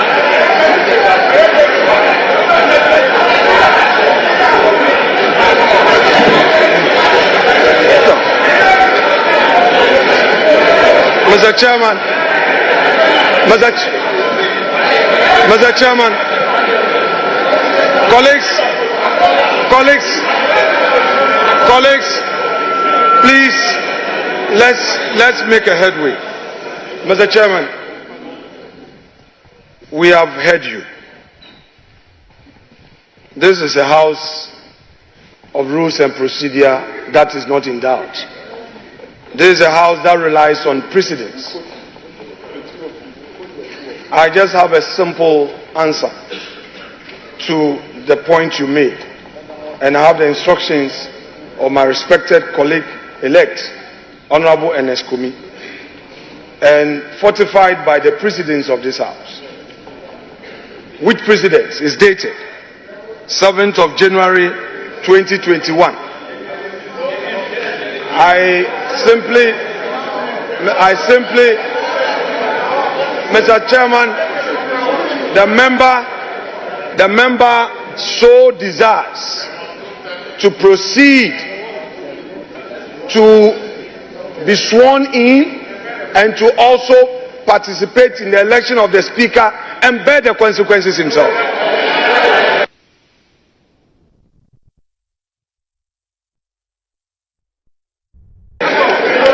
Thank you very much. Thank you very much, honourable members.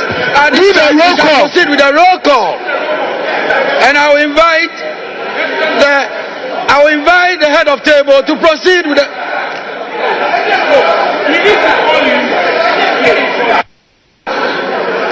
Mr. Chairman, Mr. Chairman,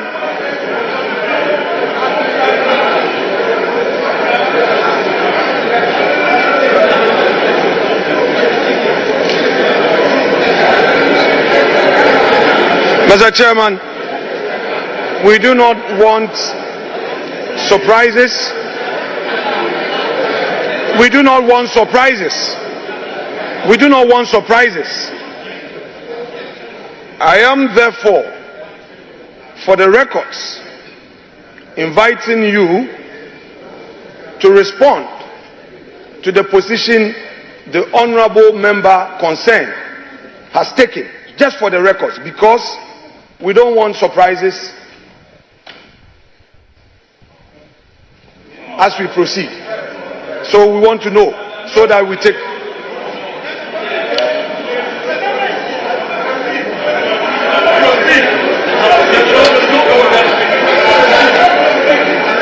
Honourable members elect, I have taken note of what the Honourable Minority Leader has said. We will proceed appropriately. Yes.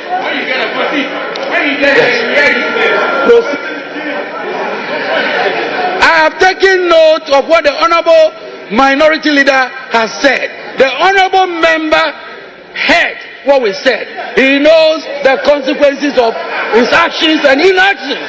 So we leave it there. We will proceed. All right. So, head of table. Mr. Chairman. Thank you, Mr. Chairman. Mr. Chairman, thank you again for the opportunity to speak on this matter.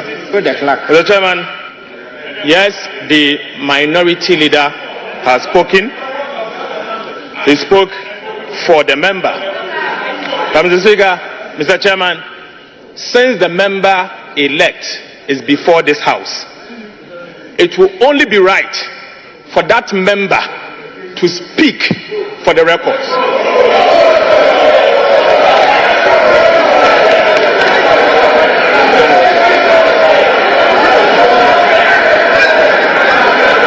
Mr. Chairman, I say this because the court has issued an order. The said order has been served on the member and the clerk to Parliament. Mr. Chairman, you read to us Article 105 of the Constitution. The honorable member, the minority leader, took responsibility and spoke on behalf of the member-elect. We want to... Yes, I listened to him, I heard him. If he's taking responsibility, let the records reflect. Let the records reflect that the member-elect for Akwetia constituency has disregarded the court order, and the repercussions of Article 105 of the Constitution applies. Thank you, Mr. Speaker.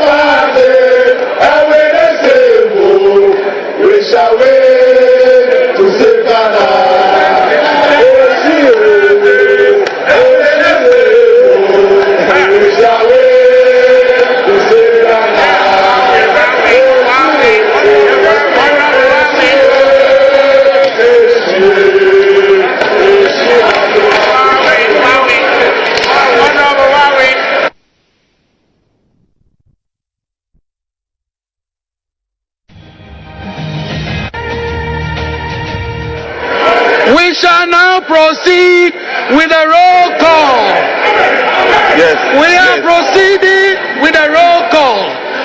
When a member-elect's name is mentioned, the member must rise in his seat to be recognized.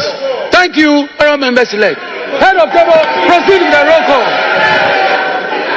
Abdul Khalid Mohammed Sharif. Ablakwa Samuel Okujeto. Abuaji George Kwame. Abuaji George Kwame.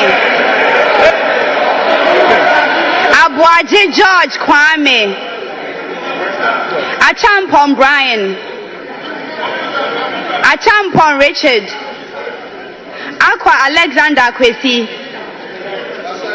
Adam Hamza, Adam Mohammed Amin, Adams Abdul Salam, Adams Kofi Idi, Adams Mishab Mahama, Ado Ebenezer Kweku,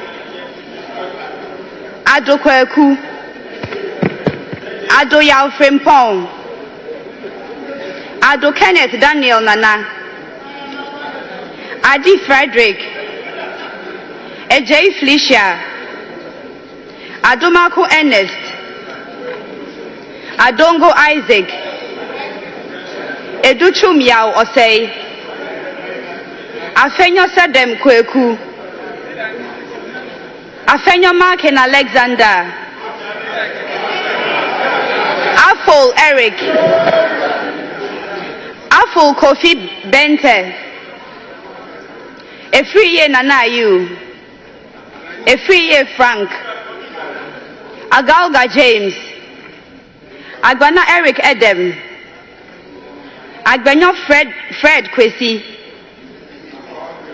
Agbebe Charles Akwesi,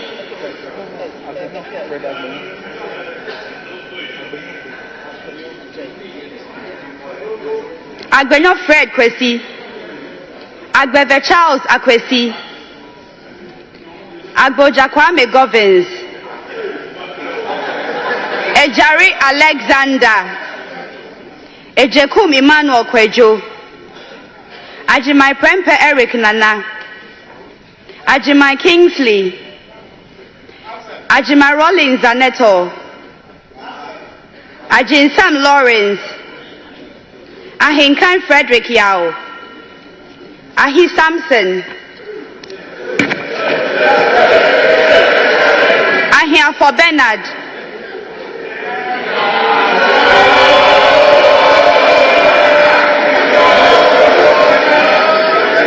Ahmed Ibrahim, Edu Michael Kwesi, Akando Kwabna Minta,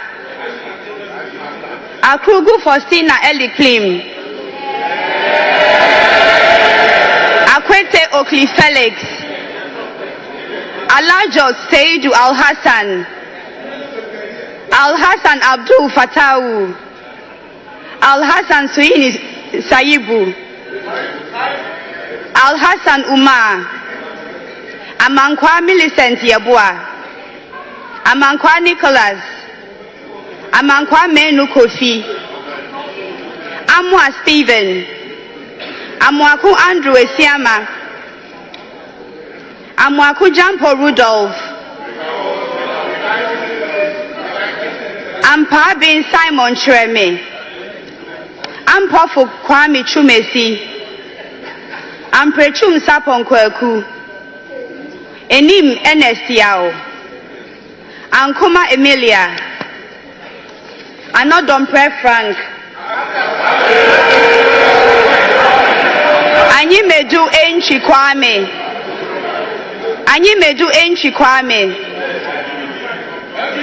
Apak Clement Abaz, Apieje Patricia, Ahin Ebenezer Prince, Amable Nyamike, Arthur Emilia, Asamoah Fred Chey, Asamoah Vincent Opon, Asante Lauret Koko, Asante Boatin Kweku, Asare Kwame Obein, Estiedu Aida Ajua,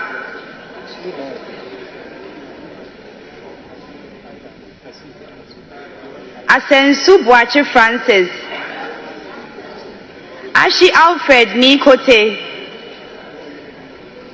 Estiedu Charles, Asafwa Vincent Eko, Aworigo Simon Akibangi, Ewa Naneje Bafo, Ewuku Samuel, Awuni Teresa Ladi,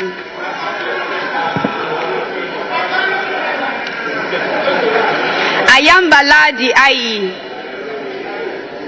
Ayariga Mahama, Aye Nana Asafweje, Aye Sudan Kwa Grace, Aye Ne Dominica Kritinga, Azuma Bandim Abednego, Azuma Joseph, Befi Michael, Batagli Mohammed Isa, Baudra Charles, Bawadua Charles, Beja Emmanuel Kwesi, Bequin Frank Estiedu Bequin, Bessie Daniel Keshi, Beyo Titles Kofi, Bisu Mavis Kukwa, Boako Gideon,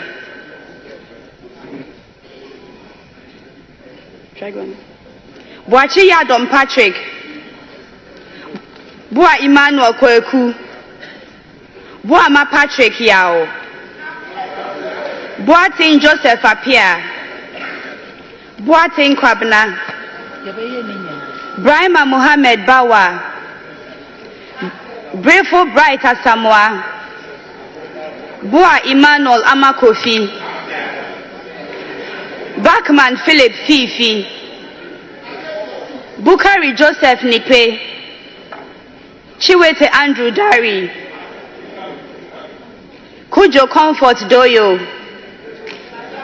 Kujo Joanna Jan, Kujo Robert Wisdom, Dafia Mako Roxton Nelson Eche Kwame,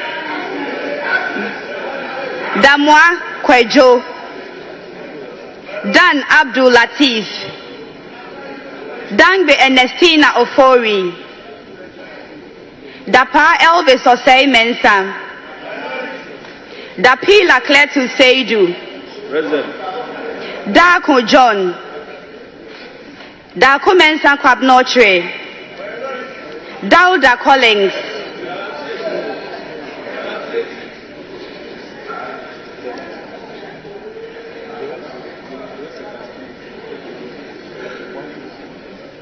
De Sebastian Fred, Jabab Nelson Kofi, Jogbadi Dorani Godwin Enimli, Dra Emmanuel, Dumelo John Seto, GHOne Laurentia, Enu James, Fatahia Abdul Aziz, Foko Chinebua Kodia, Fodro John Intim, Fomadi Jean-Marie, Forsen Castle Atoba, Forsen Charles, Frimpon Nanampao Kwamiado, Frimpon Joseph, Frimpon Ohene Kwame, Frimpon Owen Kwame,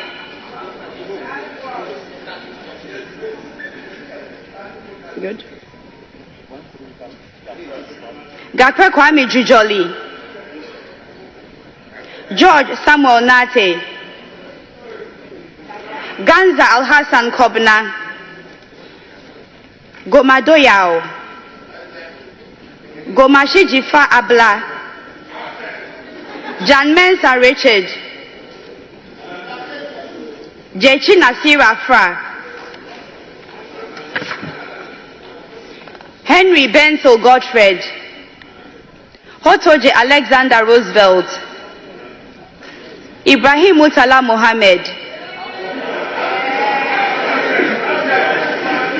Ibrahim Azura Mohammed, Idrisu Habib, Idrisu Haruna,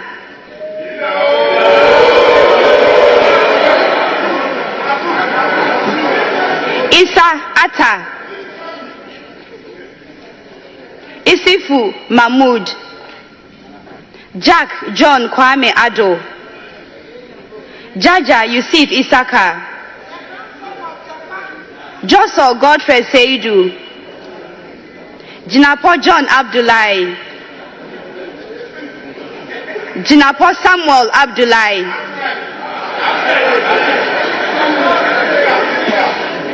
Kabiru Muhammad Tai Abdul,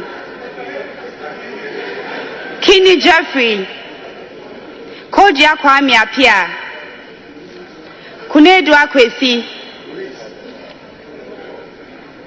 Kosa Martin Kweku Ejay Mensah,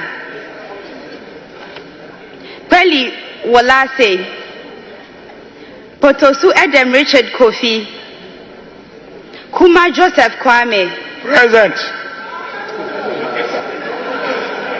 Kumi Ernest Yao,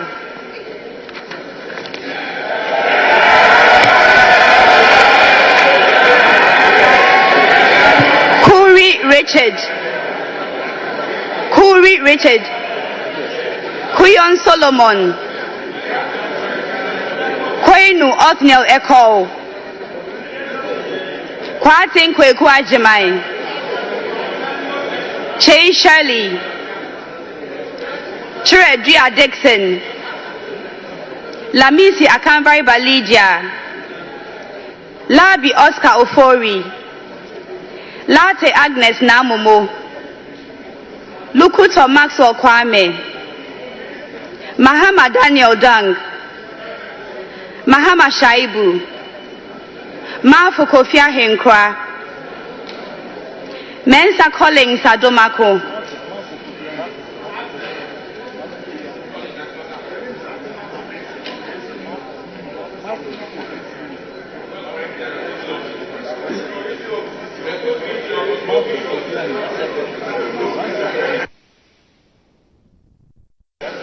Mafu Kofi Ahenkra, Mensa Collins Adomako, Miss Adomako Mensa Collins,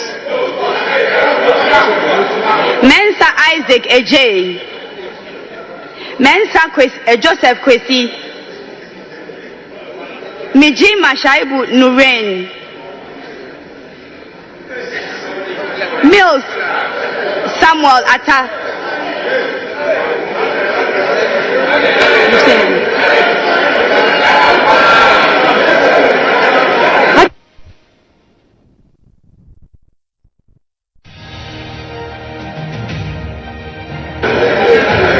Mie Anthony, Muhammad Haruna, Muhammad Yakubu, Mubarak Seed, Mumuni Alasan, Muntaka Muhammad Mubarak, Inkwikara Suma Anthony, Nandaya Stanley Yao, Nanja Sanja, Napari Dominic, Nate Ayiku Benjamin, Nawani Mark Kurt, Indebila Ebenezer Alumri, Nichema Bila Alamzi, Nitiwu Dominic Bingham Aduna, Inkansabwedu Mavis, Nkrumah Kojo Opon,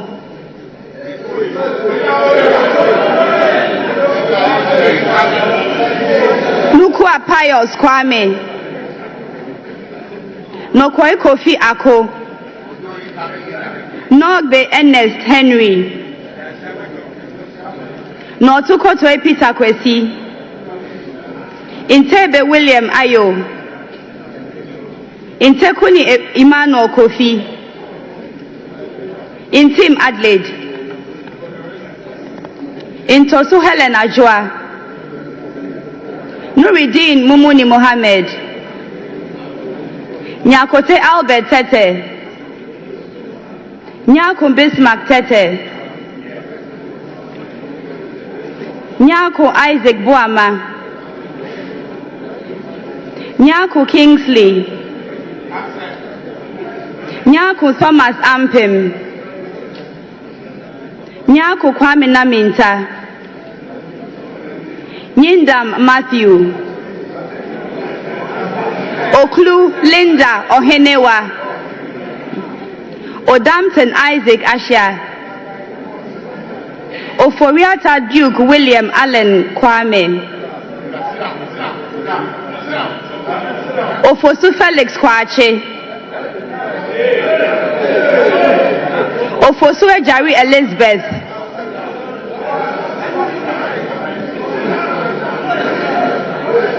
Okuno Phyllis Nakoyo,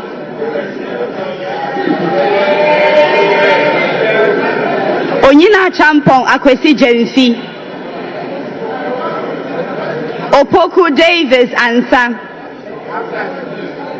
Opoku Eric, Opoku Isaac Yao, Osei Kennedy Nyako,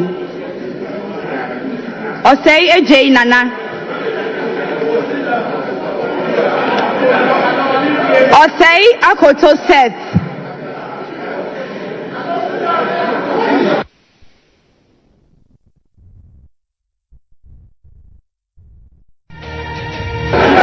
Osei Akoto Seth,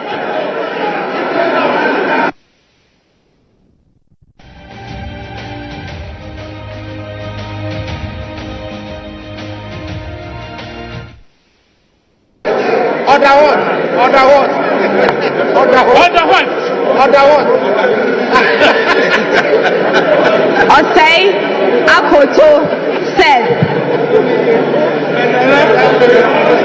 Osei Asari Abna, Oti John Kwabna Bless, Oredu Charles Esuako, Owusu Gloria, Owusua Rachel Amma, Owusua Charles Francis Kwabna Brimpong, Peito Desmond de Graft, Pelpo Abdul Rashid Hassan, Pokwedu Say Ralph, Kwaisin James Jechi, Ramadan Mohammed Adamu, Ricketts Hagan George Kweku, Salam Damata Ama Epianima,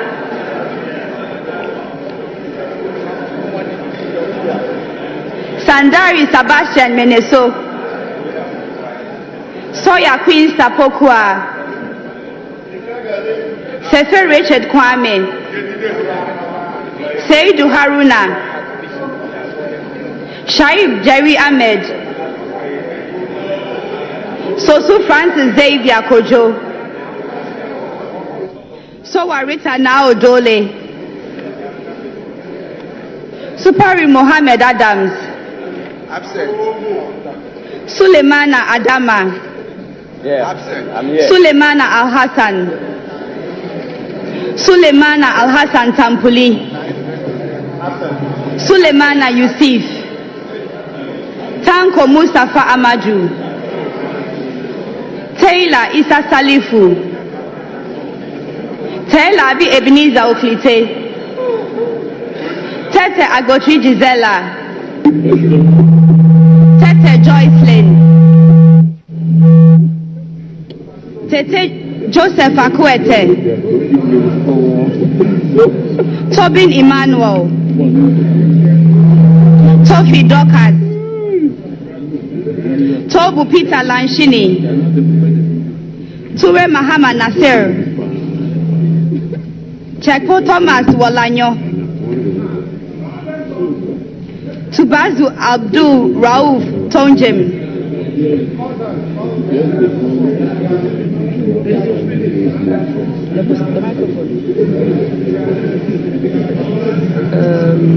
sorry? Yusuf Mustafa, Vanderpoy Alfred Oko, Vondi David, Winsum Annaba Thomas, Yabua Frank, Yabua Kofi Obri, Yibo Isaac Awuku, Zidin Bid and Watazumo.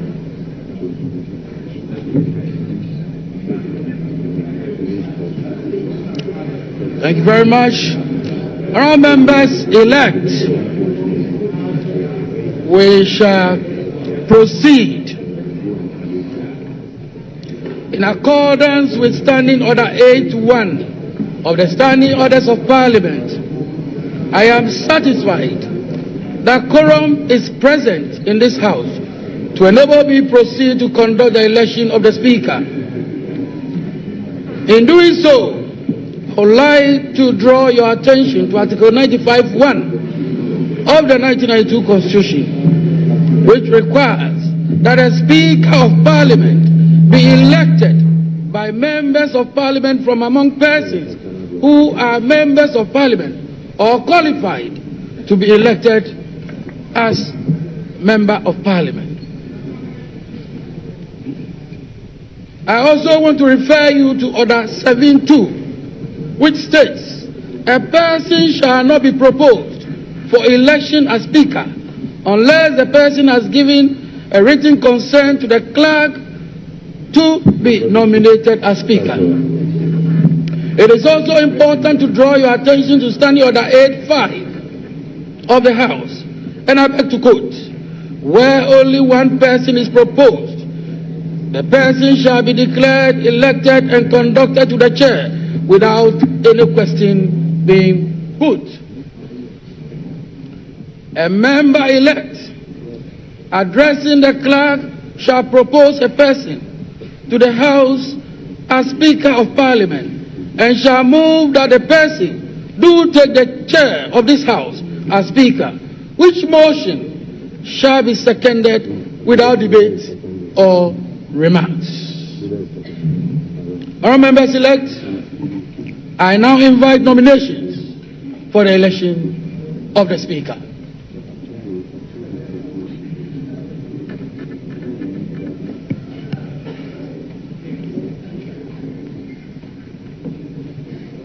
Majority Leader.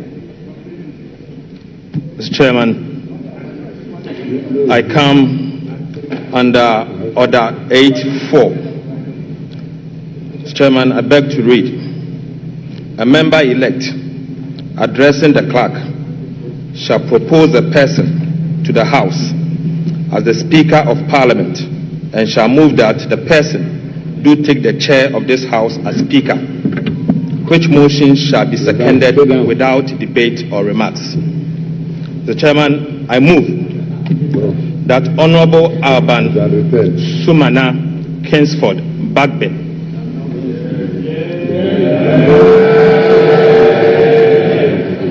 do take the chair of this House as the Speaker of the 9th Parliament of the 4th Republic. Mr. Speaker, Mr. Chairman, Honourable Alban Sumana Kingsford Bagbe is a teacher, a lawyer, a politician, a statesman, a result-oriented and transformational leader.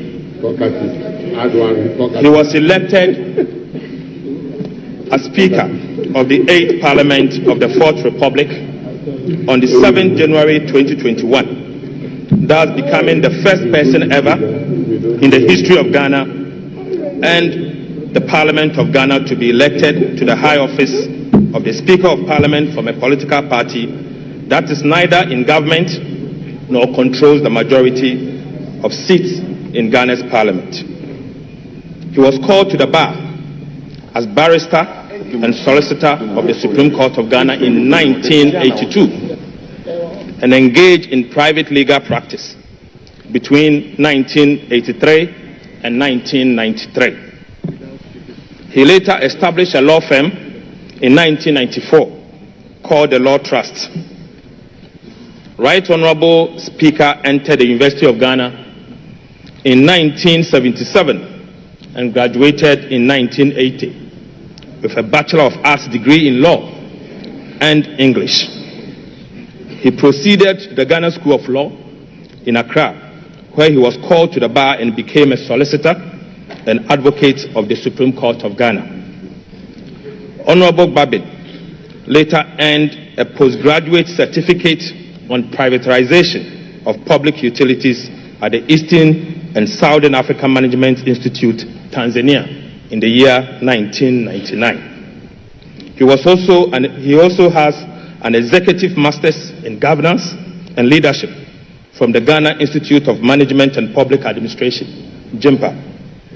Right Honorable Bagbin entered Parliament on the ticket of the National Democratic Congress in 1993.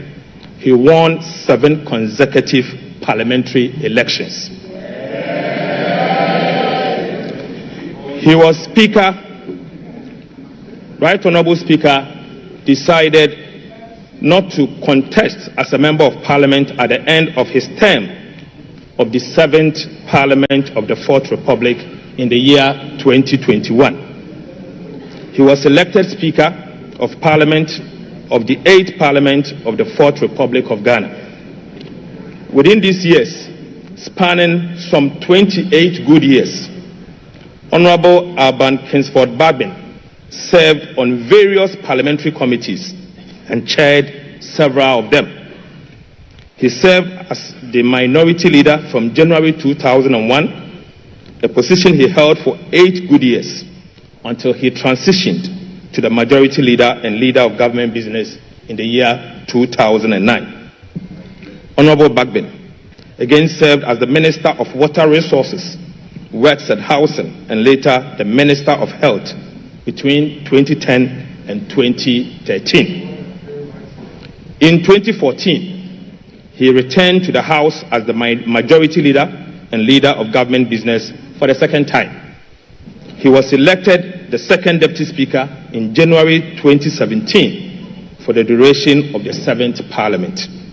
He was a member of the task force responsible for the President of Ghana's priority project in health, education and transport from 2013 to 2017, famously referred to by Ghanaians as the 3 wise men.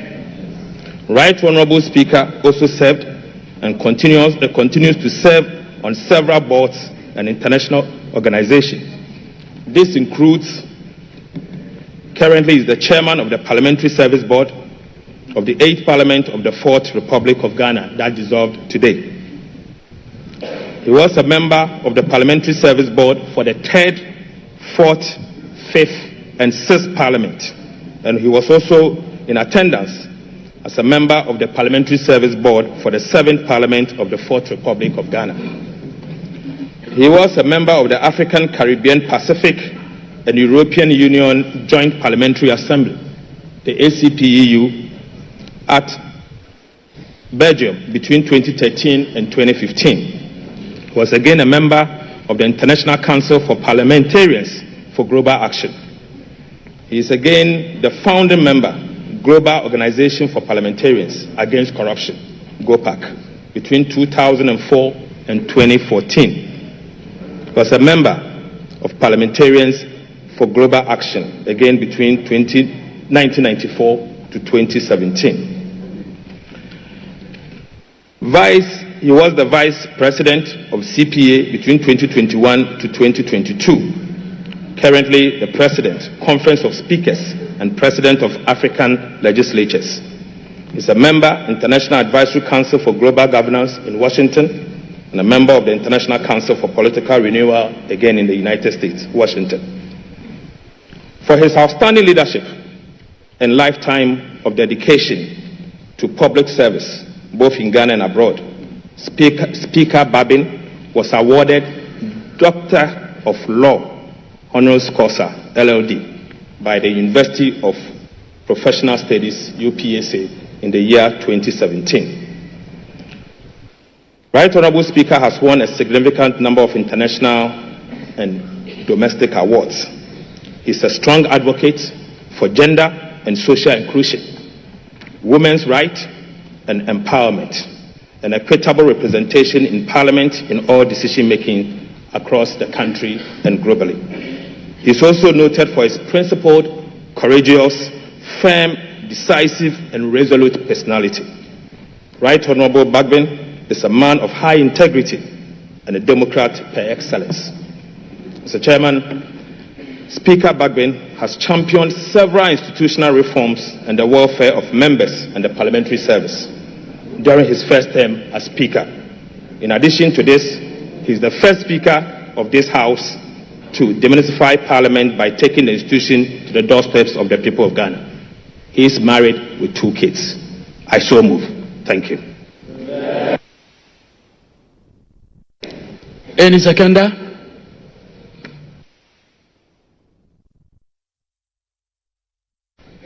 Our minority leader?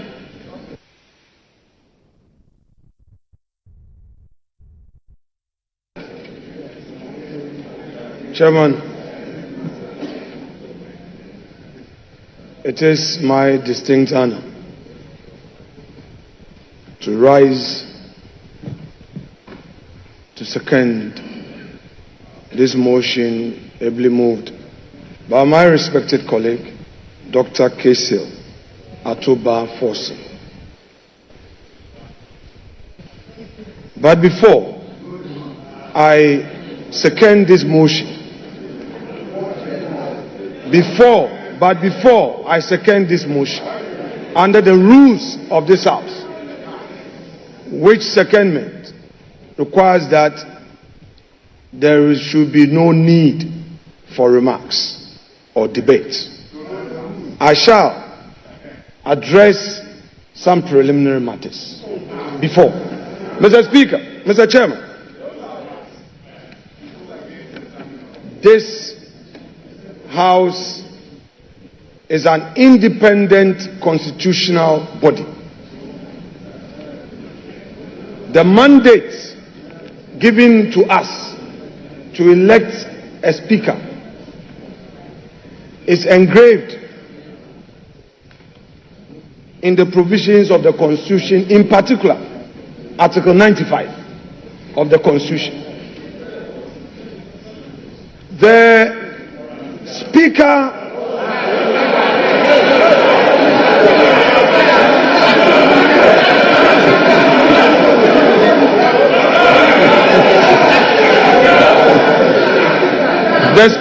he hasn't called.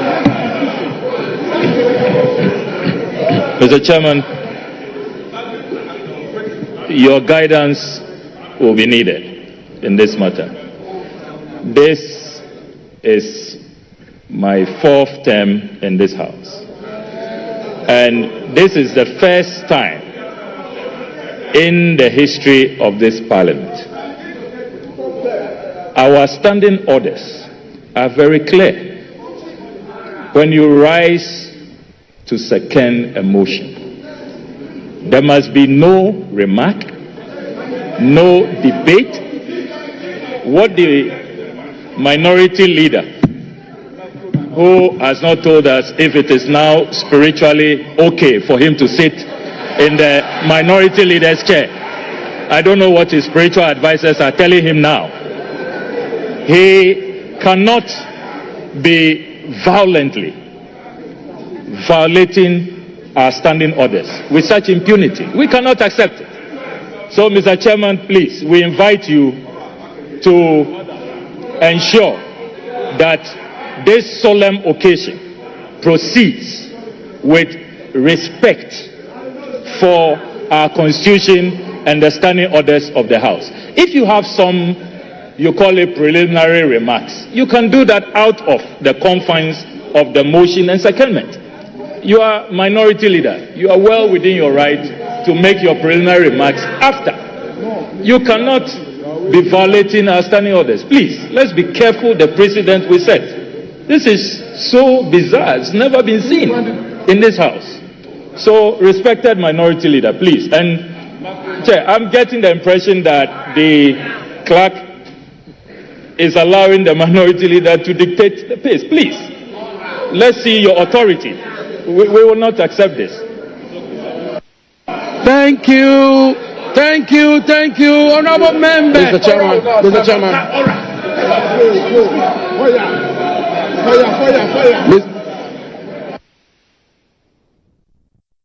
Honorable members, thank you very much. The honorable minority leader indicated that he is aware of the rules of engagement regarding seconding the motion nominating the Speaker. That should be without debate or remarks. And I believe the Honorable Minority Leader will do exactly so. Honorable Minority Leader, you may proceed without debate or remarks. Honorable Minority Leader, you have the floor. Please proceed.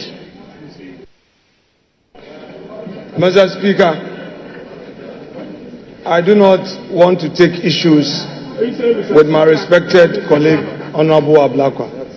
I will always want to respect his views. But I love debate, and I would want us to go into the issues. I respectfully, I kept quiet. You are impatient. I kept quiet for you. Let's have some decorum. Mr. Chairman, my practice at the bar is always a guide for me. I said I have a preliminary matter to raise. In law, Mr. Blakwa, you pay attention. This is a matter of law. This is a matter of law. This is a matter of law. Law, pay attention. When Mr.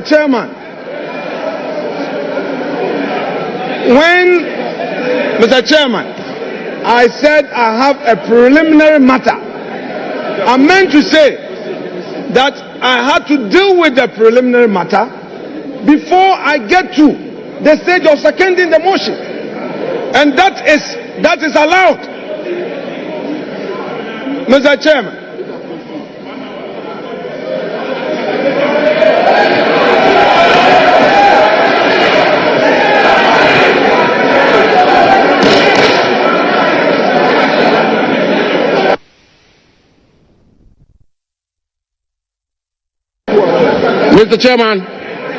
Mr. Chairman, this house is a house of rules and procedures. Mr. Chairman, before I proceed, let me put on record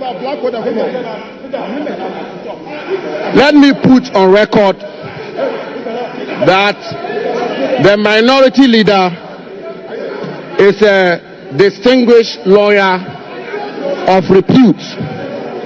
And indeed, Mr. Chairman, I will refer the House to the rules of this House, and specifically to Order 8, Rule 4. And Mr. Chairman did refer to it, which reads, with your permission, and I quote, that a member-elect addressing the clerk shall propose a person to the House as the Speaker of Parliament and shall move that the person, quote, do take the chair of this House as Speaker, end quote, which motion shall be seconded without debate or remarks, end quote.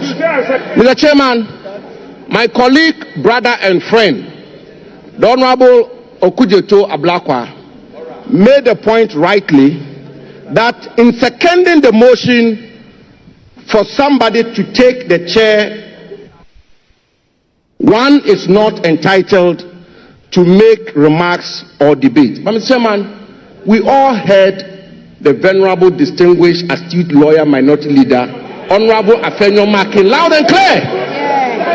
Mr. Chairman, he said, and I quote him, before I second the motion, and end quote, before I second the motion.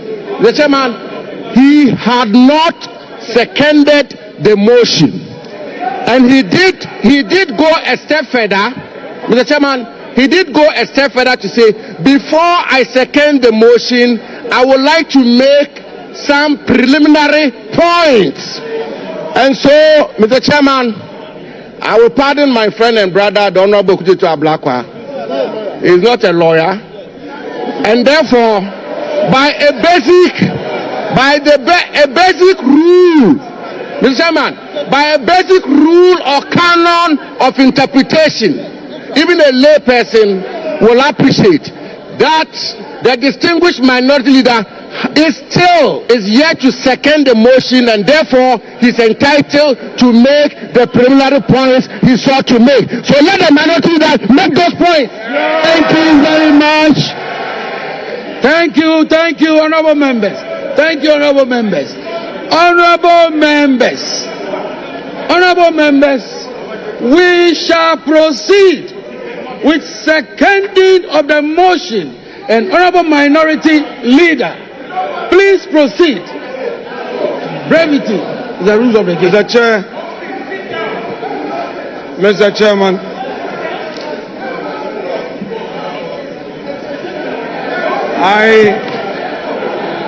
Let's sit down.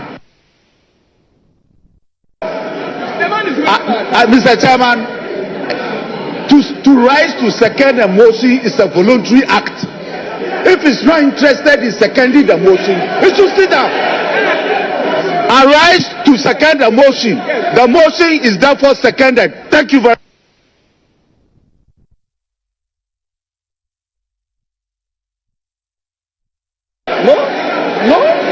No.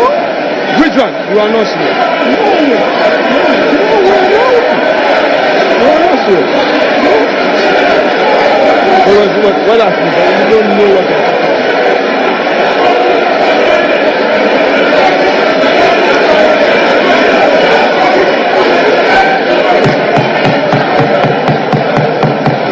Mr. Chairman. Honorable members, minority leader, just a minute. Would you kindly resume yourself, minority leader? Minority leader, I'll give you the floor. All right. Honorable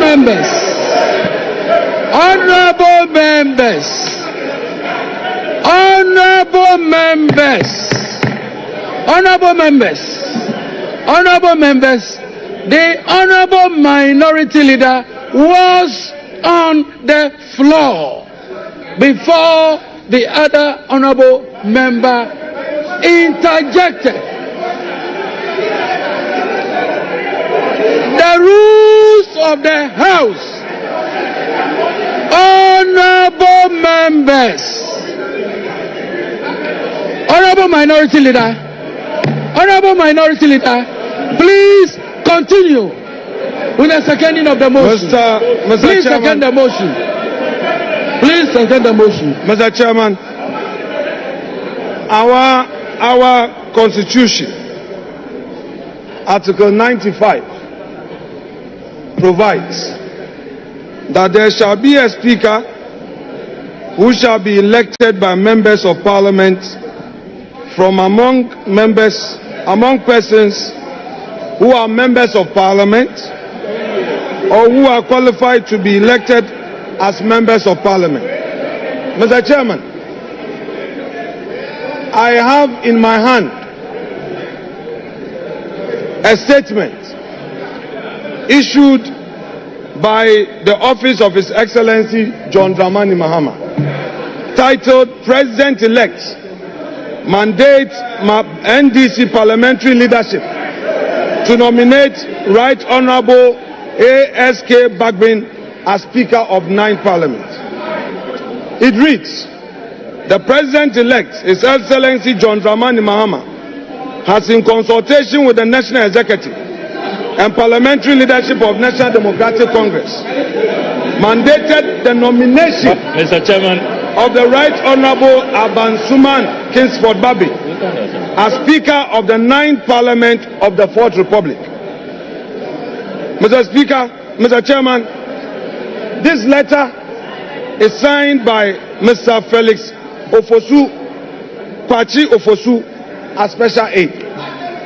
Chairman, the preliminary issue I'm raising is to the effect that the nomination Mr. Chairman, only requires the consent where from of that the letter person to be nominated. Where from that letter? That letter, where is it from? Situation where it must not be tolerated. That the executive now directs that a member should nominate would make this arm of government the House of Records. an appendage of the executive. Mr. Chairman, where from that letter? Is the objection that I have. Having made that point, where from that letter? I need, Mr. Chairman, to also draw your attention. You see, Sammy, to the fact that been vindicated. In 2001, 7 January, when Right Honorable himself, as minority leader, was seconding the motion ably moved by GHOne for consideration of Alajete as the speaker. These were his observations, and I read from column 4 of the Hansard of 7 January 2001. I quote, ASK Bagwin, NDC, Nadole North, as he then was. It says, Mr. Chairman, I rise to second the motion urging this House to accept the nomination of Mr. Peter Alajete as Speaker of the 3rd Parliament of the 4th Republic. He goes on to say, Mr. Chairman, in doing so, however, I would want to register the displeasure of the minority side on how this issue has been handled. Mr. Chairman, it is part of the rules of democracy for us to be heard.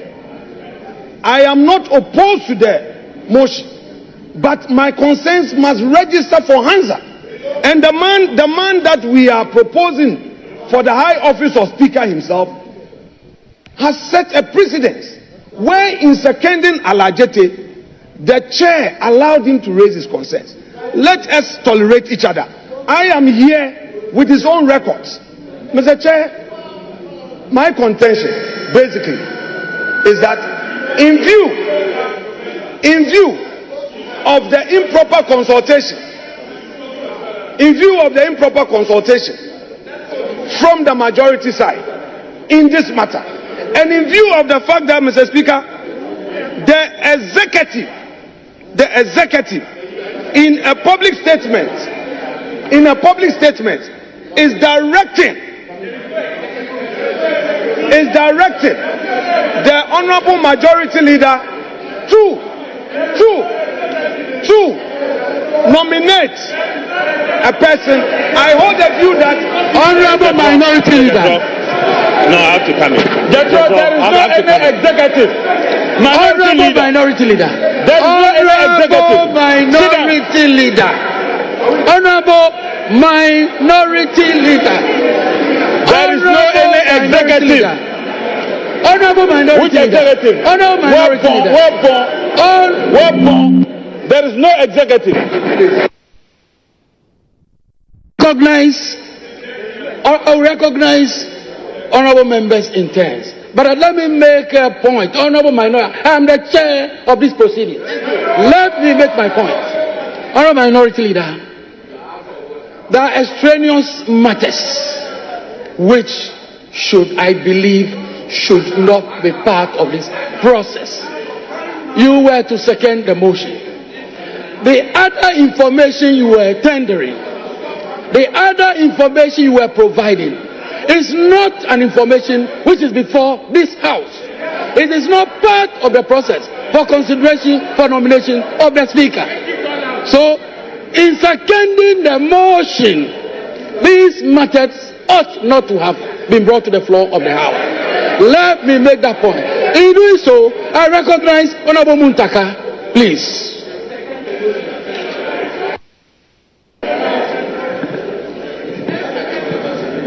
Thank you, Mr. Chair.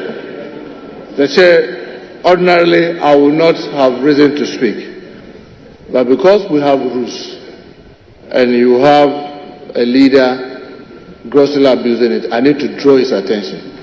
Aside Order 7, I want to refer the minority leader to our standing orders 11510. And in 11510, it says, and I read, under rules of debate, and I read, a member seconding the motion or an amendment shall state, Mr. or Madam Speaker, I beg to second the motion or amendment, except that this may be without limiting the right of the member to speak later at a later stage within the debate.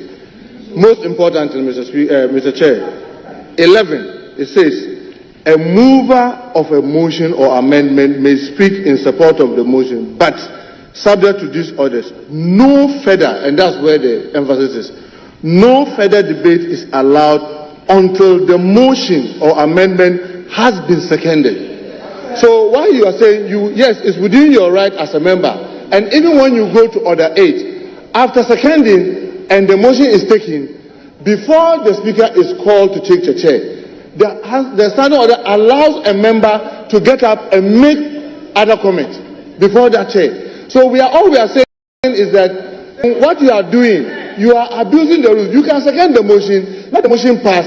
If you have something to say, you get up and you cut the out of the chair, and then you will be allowed to speak. So with this, we are abusing our rules, and we need to draw your attention. Thank you very much, Mr. Chair. Honorable Minority Leader, I take it that you have seconded the motion. If you haven't seconded the motion, Honorable Minority Leader, you will second the motion. You will not proceed on any other matter apart from seconding the motion. So long as I remain the chair of these proceedings, you will not do any other thing apart from seconding the motion. Thank you. Mr. Chairman, Mr. Chairman, Mr. Chairman, Mr. Chairman, Mr. Chairman, I have heard Honorable Muntaka. I disagree with him, but I'll reserve that for another day. Mr. Chairman, with the greatest respect to you, wait, Mr. Chairman, with the greatest respect to you, a preliminary matter is a preliminary matter. Having raised them, Mr. Speaker, Mr. Chairman, having raised them, I shall proceed, therefore, to second the motion moved by my legislator colleague.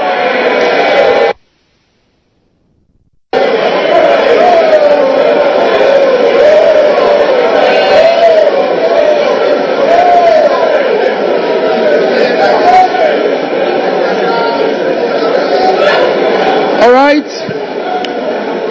The motion for the nomination for consideration for election to the office of the Speaker has been moved and ably seconded.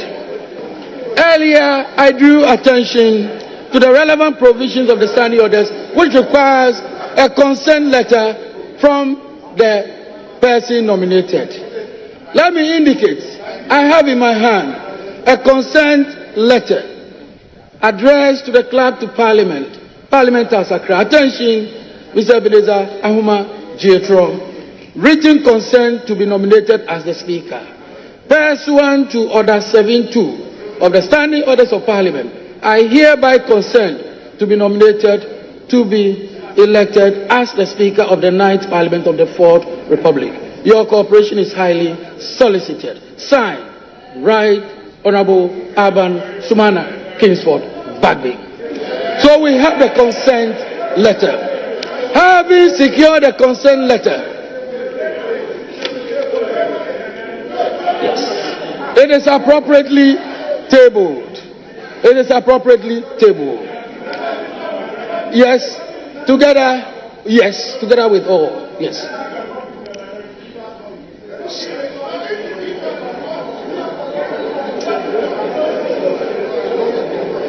All right. Thank you very much, honorable members. At this time, I want to find out, is there any other nomination? No. All right.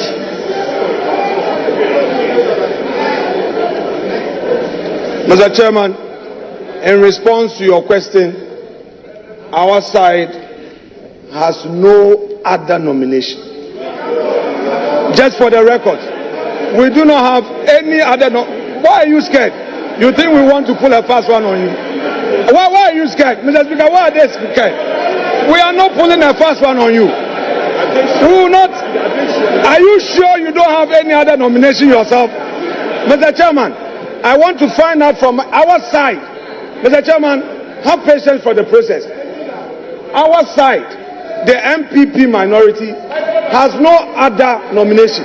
But we want to find out from the backbench whether they have any other nomination. They should tell us.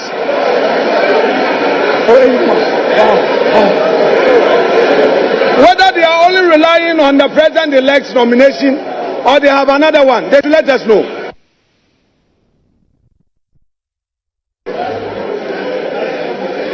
There be no other nomination. I hereby duly declare Alban Sumana Kingsford Bagbin as having been elected.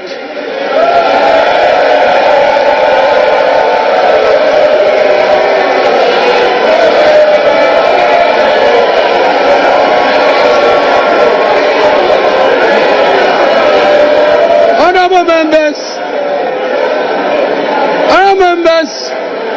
we will continue with proceedings. I beg you humbly resume your seats. All members, please resume your seats.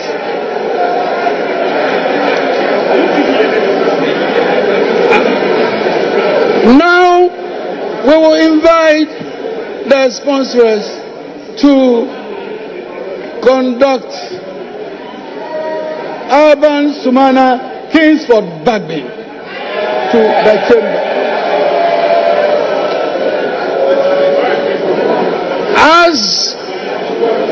As Alban Sumana Kingsford Bagbin is being conducted into the house, I shall invite the Chief Justice, Her Ladyship Justice Tokonu, to proceed to the days for the administration of oath.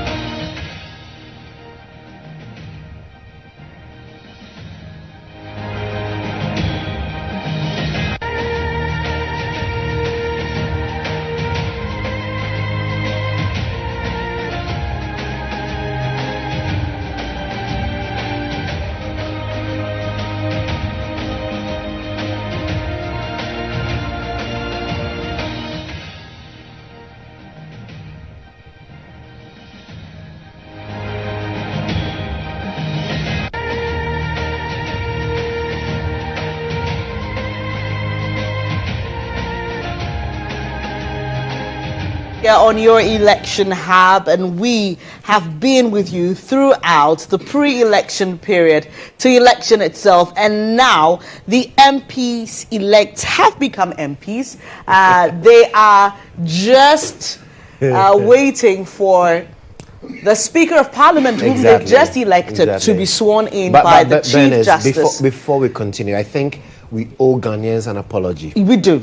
We really apologize. Yes, we didn't anticipate the kind of delay or dragging that we saw, but we've just seen. Oh, Bagbin has disappointed me too. Oh wow! Yeah, a lot of surprises. He came in looking like he looked at the last meeting of the 8th Parliament in a suit, in a slick suit. Earlier we showed you some of his very interesting costumes or attires that he had worn to the 8th Parliament, but then we see him looking very sleek and elegant. Joshua, I'm disappointed. You're disappointed. I'm disappointed. I'm sure as we go along, we will see a lot more. I was expecting him to come with a headgear or something, something very dramatic. Well, maybe because the occasion calls for what he is wearing. But we will definitely be seeing the Chief Justice coming in to perform that all-important. All right, so let's take you back to Parliament now. To administer the oaths of allegiance and the oath of office of the Speaker to the Speaker-elect. Your Ladyship, the Chief Justice, will proceed to the days for the administration of the oath.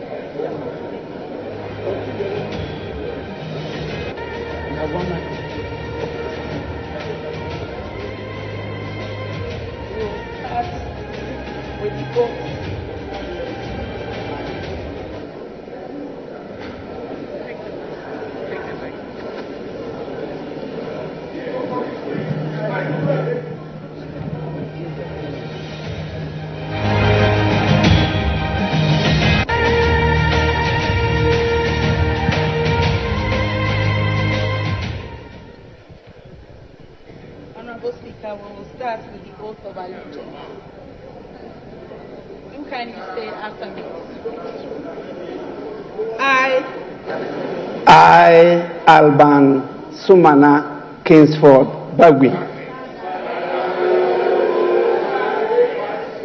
do in the name of the Almighty God swear do in the name of the Almighty God swear that I will bear true faith and allegiance that I will bear true faith and allegiance to the Republic of Ghana to the Republic of Ghana as by law established, that I will uphold the sovereignty and integrity of Ghana, and that I will preserve, protect, and defend the Constitution of the Republic of Ghana. So help me God. So help me God.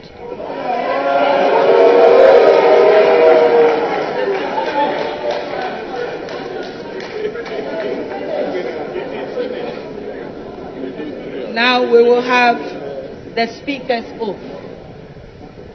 I, Alban Sumana Kingsford Bagui, do in the name of the Almighty God swear. Do in the name of the Almighty God swear. That I will bear true faith and allegiance. That I will bear true faith and allegiance. To the Republic of Ghana. To the Republic of Ghana. As by law established. That I will uphold the integrity. Of the Republic of Ghana. That I will faithfully. And conscientiously. Discharge my duties. As Speaker of Parliament. And that I will uphold. Preserve. Protect. And defend. The Constitution of the Republic of Ghana. And that I will. Do right. To all manner of persons. In accordance. With the Constitution of Ghana. And the laws. And conventions. Of Parliament.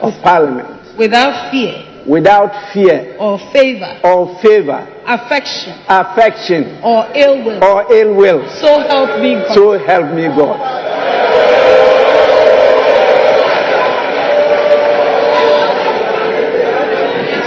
Ayiko.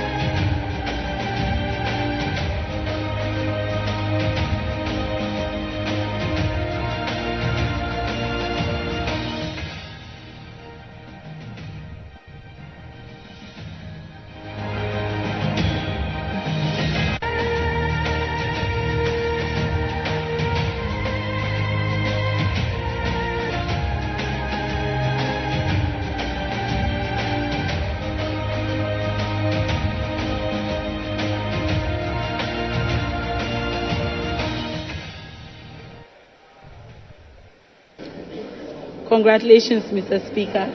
God bless you.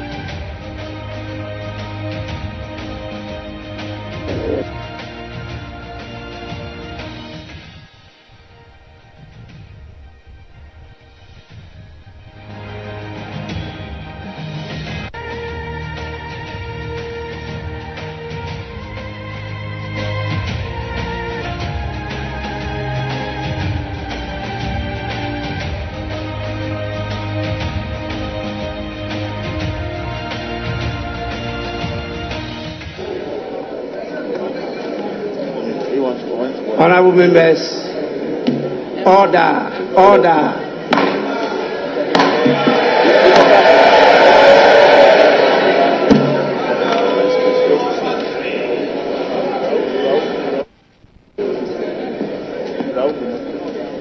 Muslim. Oh, okay. Honorable members,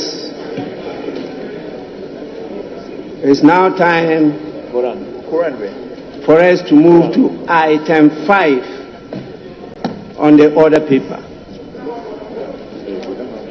Right Honorable Speaker delivers acceptance speech.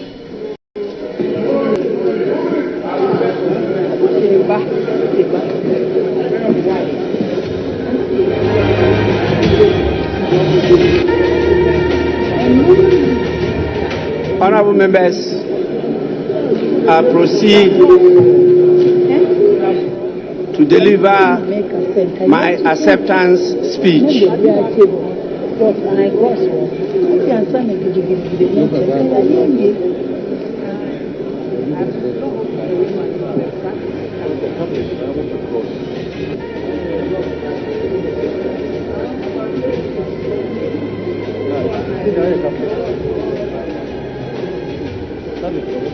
Your Ladyship, the Chief Justice, Justice Mrs. Gertrude Araba Isaba Saki Tokunu, Honorable Members of Parliament elect, Your Excellencies, Speakers and Presidents of legislatures present. I'm aware we have a number of them with us today. Your Excellencies, members of the diplomatic corps present, our most revered spiritual and traditional leaders of the country, chairmen and executives of political parties present, distinguished invited guests, ladies and gentlemen. It is with great humility that I accept the high and privileged office of the Speaker of the 9th Parliament of the 4th Republic of Ghana, having had the same honor to be Speaker of the 8th Parliament. I am grateful to the Almighty God for His grace and mercies for me to achieve this rare feat. To Him be all the praise an honor. Honorable members of Parliament-elect, I am very grateful for the privilege and confidence you have reposed in me to be Speaker and to head this honorable House once more. I also express my gratitude to the President-elect, His Excellency John Dramani Mahama,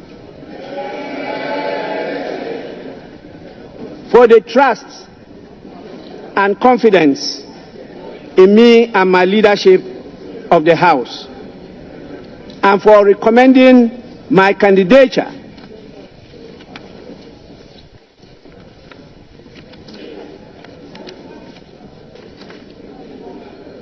in consultation with the leadership of the great National Democratic Congress to be elected Speaker of this Parliament.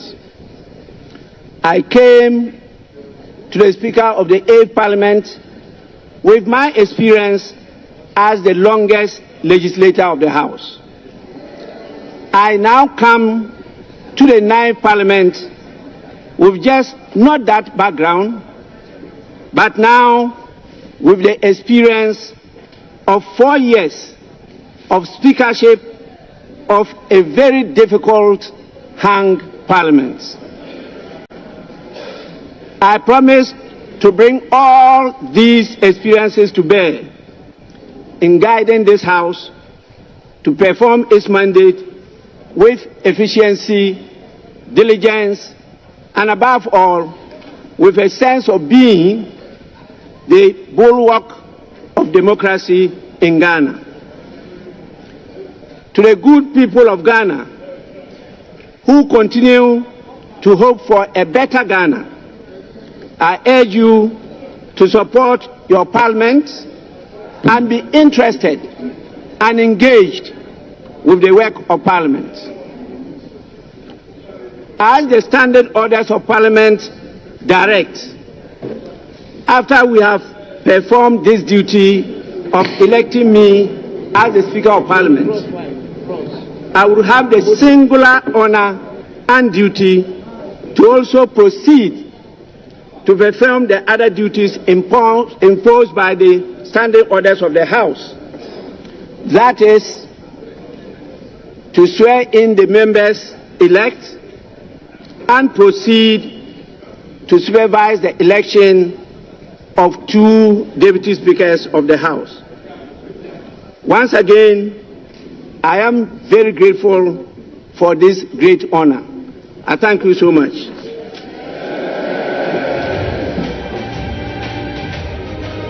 Honorable members, we now proceed to item 6 on the order paper. Taking of oaths.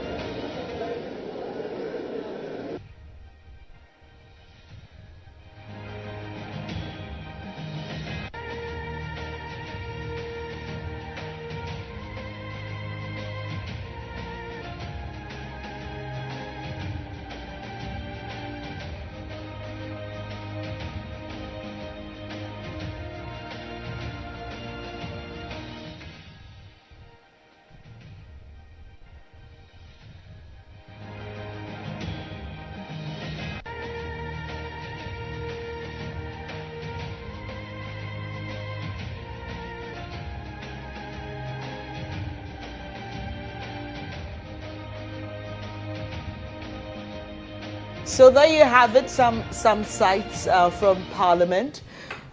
What we just witnessed is the swearing in of Alban Sumana Bagbin as Speaker of the 9th Parliament by the Chief Justice, Her Ladyship Gertrude Tokonu. And he's just about to swear in the MPs elect. But the process is that these MPs elect will vote for a speaker who will be sworn in by the Chief Justice to come and swear them in. Yeah. And then they'll also then vote for deputy speakers. Exactly. Yeah. So we didn't anticipate going deep into the early hours of the 7th of January. I had a conversation with Ibrahim Al-Hassan, our Parliamentary Affairs correspondent, and he felt that, well, based on the fact that we don't expect drama in this particular 9th Parliament in terms of the inauguration, it should be a really quick one. So hopefully, right after midnight, maybe we should be done very quick. Well, but we are hitting 2, aren't we? We are 3 minutes away from 2 a.m. 2 a.m., yes. And the election of the deputy speakers has not happened. Right. And we're still going the long haul. Right. So we've been hearing from Speaker Bagbin, who says he's grateful for the trust and confidence that has been reposed in him. We still have former MP Abdulaziz here with us, and let's talk about what exactly dragged the election of Speaker Bagbin. And you've been in Parliament before, and it had to do with procedures and what the standing orders prescribe. The NDC majority had an issue with the minority leader, Alexander Afenyo-Marking, making some preliminary statements / objections prior to seconding the motion for the nomination of Speaker Bagbin. Interestingly, he referred to a precedent and referred to Mr. Bagbin himself at the time in 2001 when Speaker Alan... Oh, sorry. We have to go back to Parliament. To be sworn in.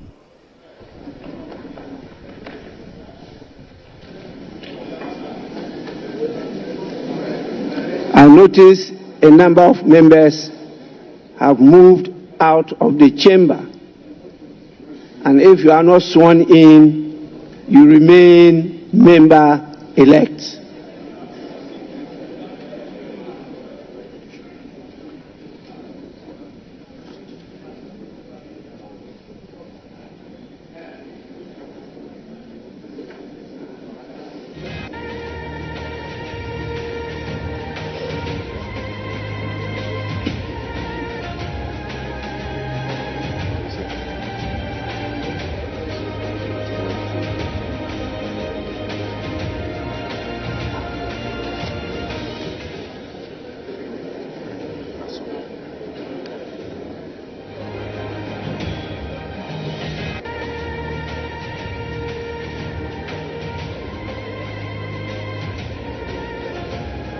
Honorable members,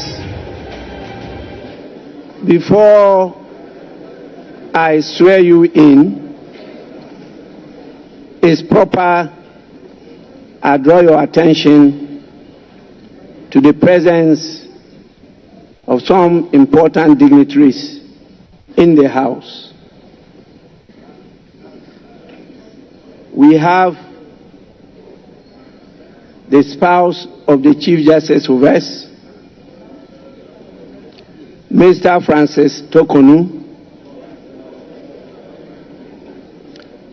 apart from my spouse, Madam Alice Ajua Yunus. We also have His Excellency Adama Bitogo, President Assemblée nationale de Côte d'Ivoire.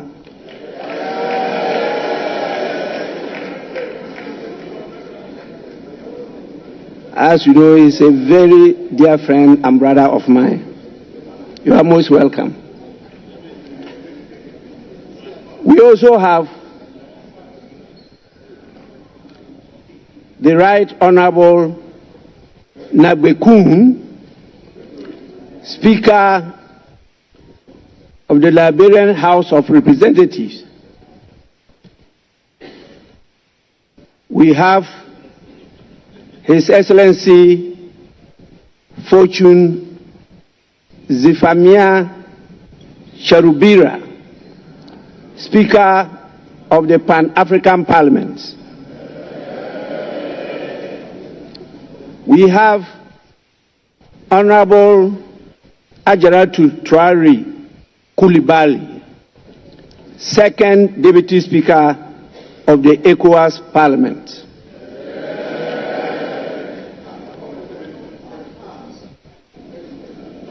We have the Chairman of the National Democratic Congress, Honorable Johnson Asiedu Nketia.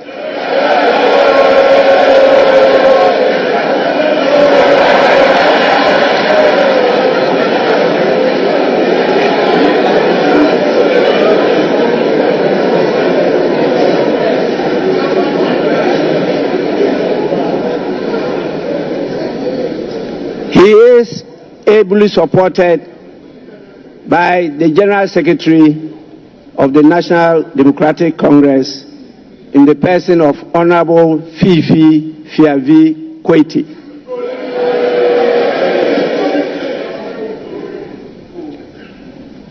We have the Chairman of the Foreign Affairs Committee, Information, Broadcasting, Cultural Affairs and Tourism Committee, and also the Vice Chairman of the Maritime Committee in the person of Senate Abraham Darius Dillon.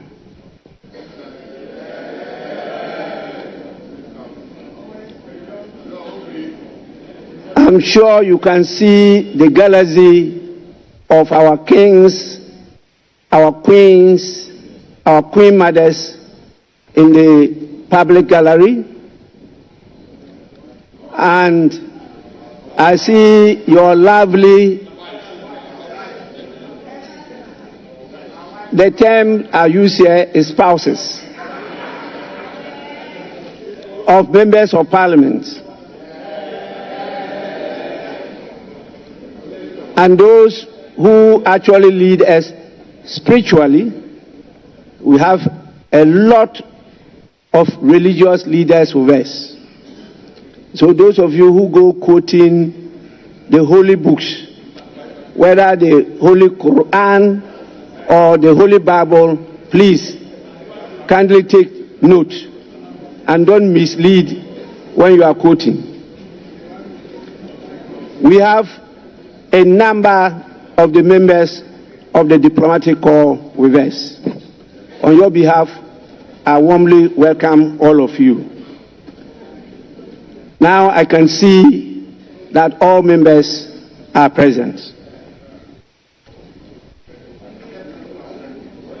Honorable members, members-elect actually, in accordance with Article 100 of the 1992 Constitution and Order 13.1 of the Standing Orders of Parliament, I shall proceed to administer the oaths to you, members-elect, and you may swear on the Bible, the crucifix, or the Holy Quran. Alternatively, a member-elect may make and subscribe to a solemn affirmation.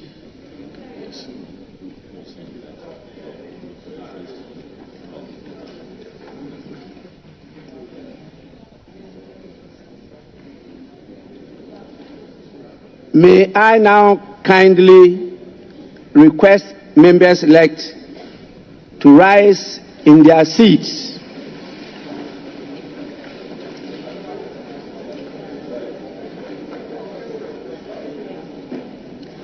I intend to commence with the oath of allegiance.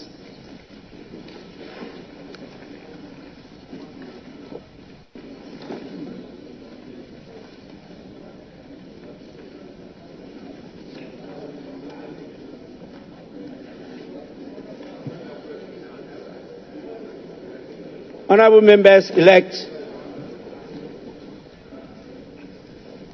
you shall repeat after me. I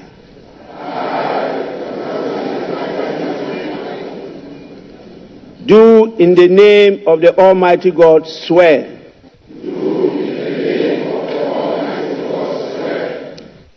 that I will bear true faith and allegiance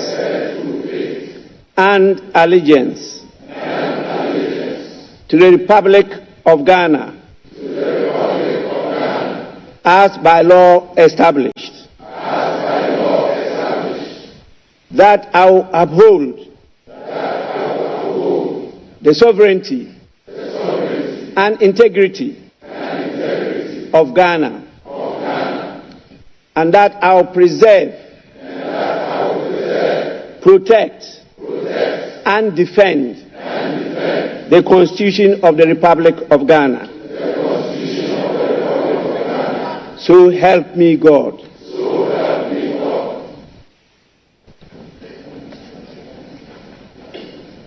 We shall now proceed to the oath of a member of Parliament. And once again, you repeat after me. I, having been elected a member of Parliament,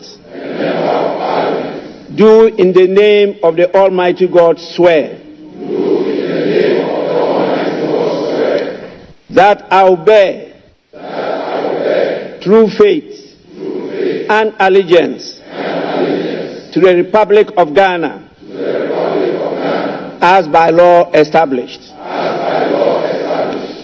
that I will uphold, preserve, protect, and defend the Constitution,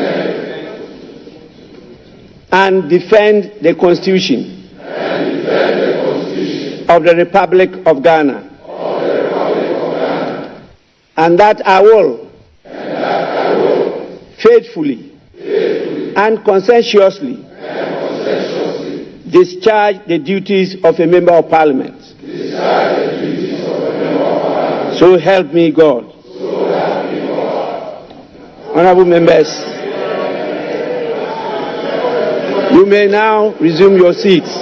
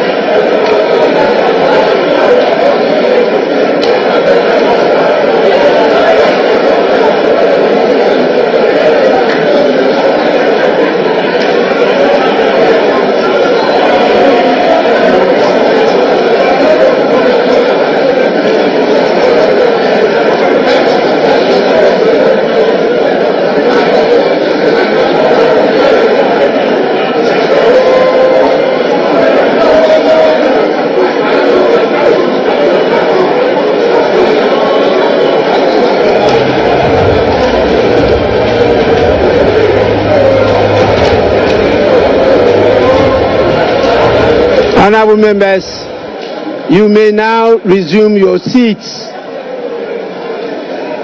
Please resume your seats.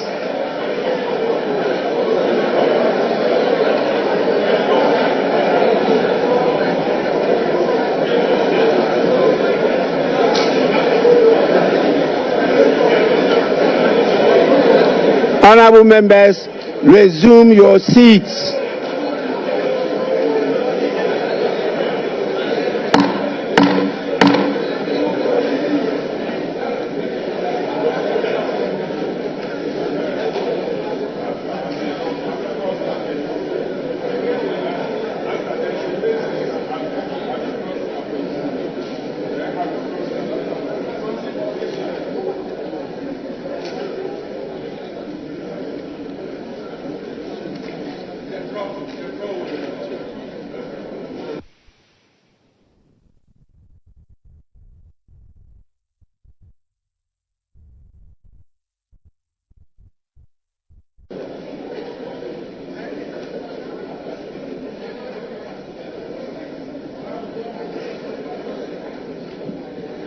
Honorable members, before I congratulate all of you on the assumption of office as members of Parliament, it is important I remind you of the crucial role of political leadership in development.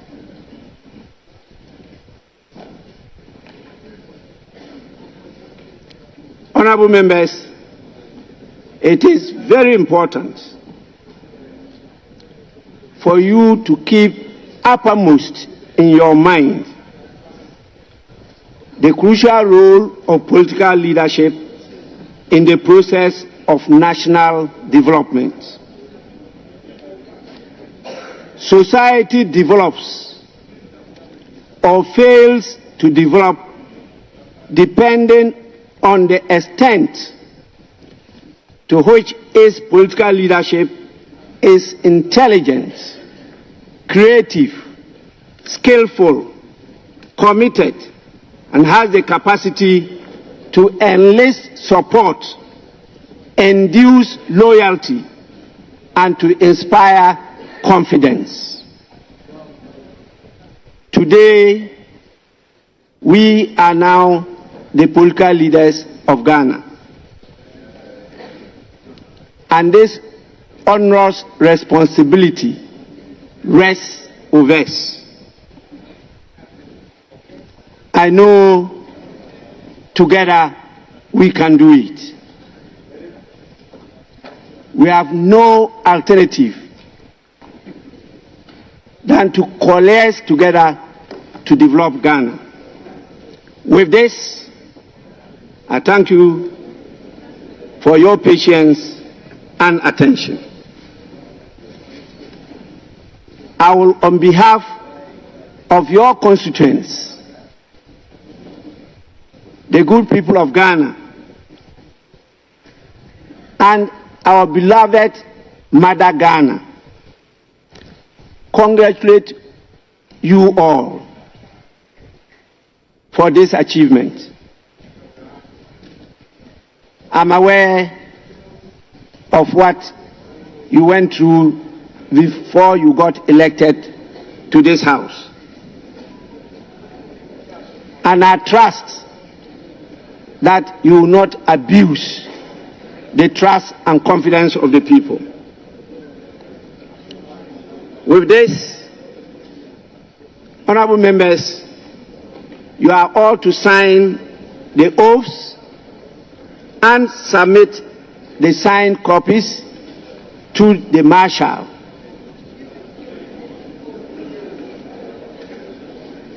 Please, you can do that now or later.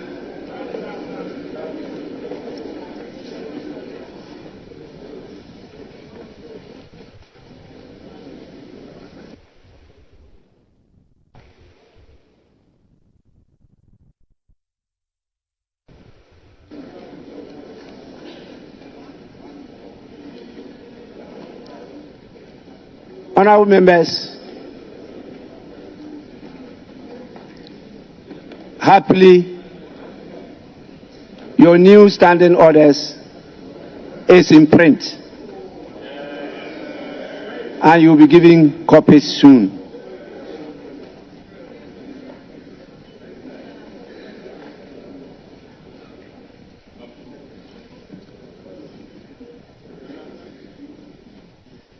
May I now have the guidance of the leadership of the House, whether there's any more item for us to take, or we should call it a ninth.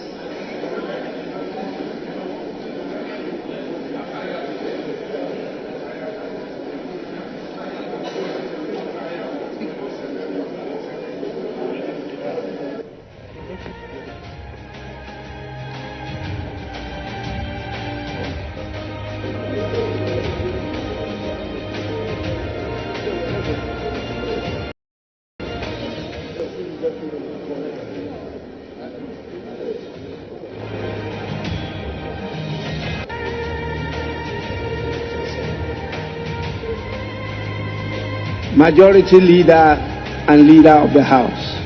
Thank you, Mr. Speaker. Mr. Speaker, may we please proceed to item 7. The House elect deputy speakers. Item 7. Thank you, Mr. Speaker. Honorable members, is that the sense of the House?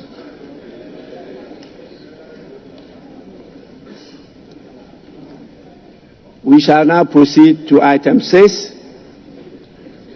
to elect the 2 deputy speakers of the House. Any nominations?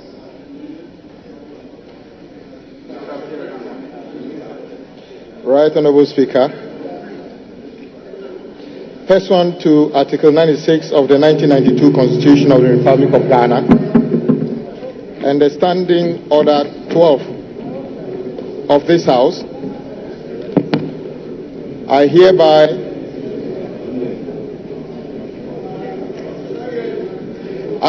nominate Honorable Bernard Ahiafo for consideration by this August House as the first Deputy Speaker of this Parliament. Mr. Speaker, Honorable Ahiafo is a distinguished lawyer with 23 years of experience at the bar. He is currently an NDC Member of Parliament for Akachi South constituency. In the 8th Parliament, Mr. Speaker, he was a respected ranking member for Constitutional, Legal and Parliamentary Affairs Committee. Mr. Speaker, Honorable Ahiafo comes from Atijive in the Akachi South municipality in the Volta region. Mr. Speaker, Honorable Ahiafo was born on the 6th day of February 1973. So he is over 52 years today. Mr. Speaker, I so move.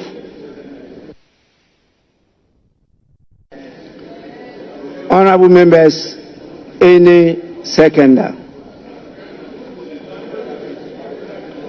Right, Honorable Speaker, I rise to second the motion ably moved by Honorable Member of Adaku, Honorable Kwame Abuja. I so move.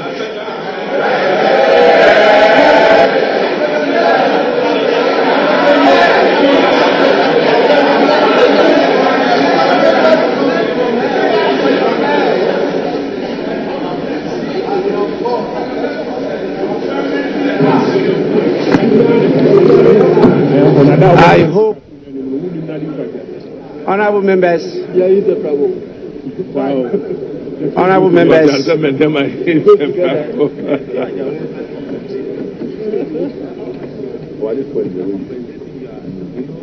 honorable members, I hope this time around there will be no theatrics, and so I'll proceed.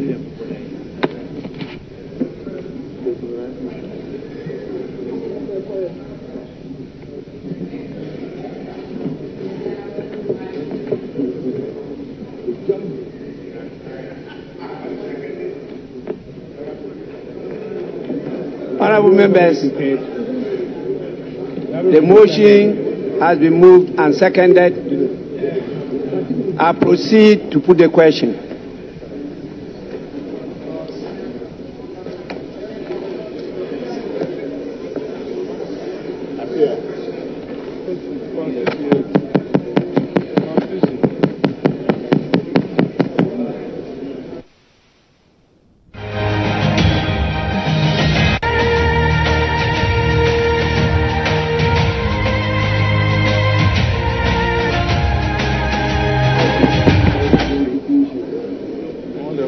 Honorable members, can you hear me? Honorable members, there being no other nomination, I proceed to declare Honorable Bernard Ahiafo, Member of Parliament for Akachi South constituency, duly elected as the first Deputy Speaker of the 9th Parliament of the 4th Republic of Ghana.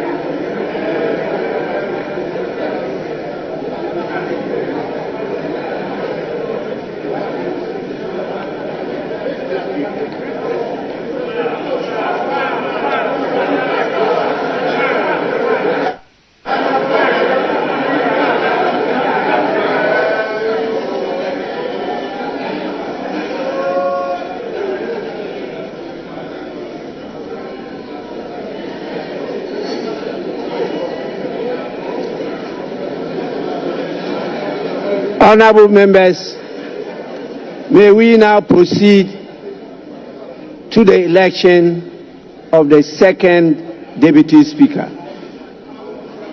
Any nomination? Yes. Speaker,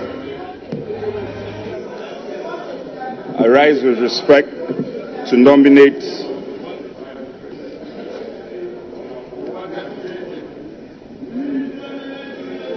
Speaker, I rise to nominate the Honorable Andrew Esiama Amuako for the position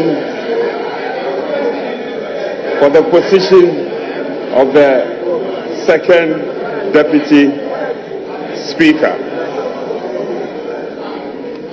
Speaker, the Honorable Amuako Esiama is a respected surveyor, a lawyer, an educationist, and to top it up, a politician.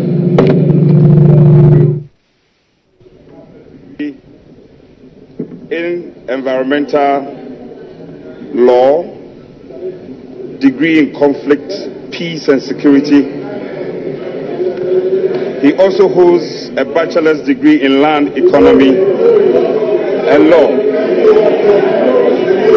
Speaker, the Honorable Esiama is proudly married with 5 children.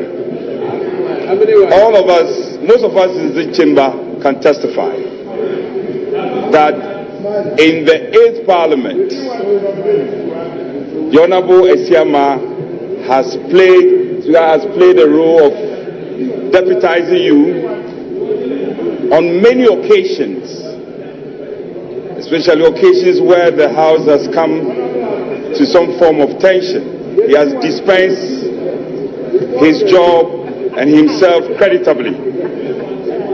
Speaker, let me also say that I have in my hands a letter of consent of the nominee. And so I shall rely on this, and without adding more, I so move. Speaker, I'm grateful.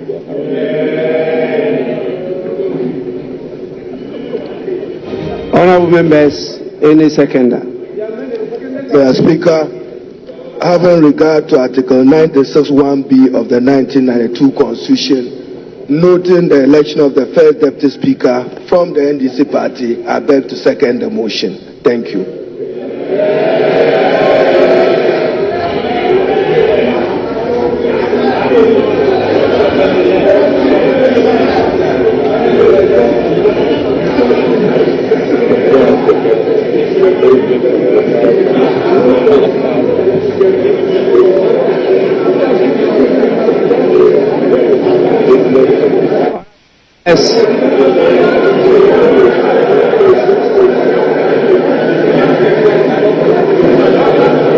There being no other nomination, I proceed to declare Honorable Asiema Andrew Amwako, Member of Parliament for Formina constituency, duly elected as the second Deputy Speaker of the 9th Parliament of the 4th Republic of Ghana.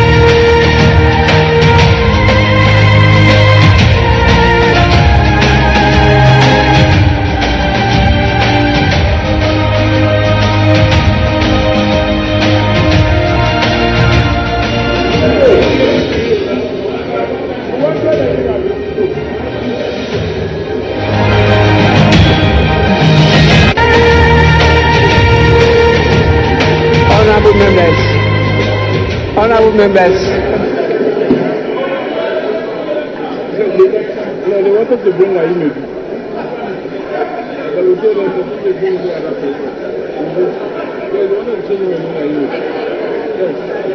honorable members, this is the first sitting of the first meeting of the 9th Parliament of the 4th Republic of Ghana. So I understand, but let it be known that it's unparliamentary to clap in plenary sessions of this House. You don't clap. You say, yeah, yeah. You have to control your emotions.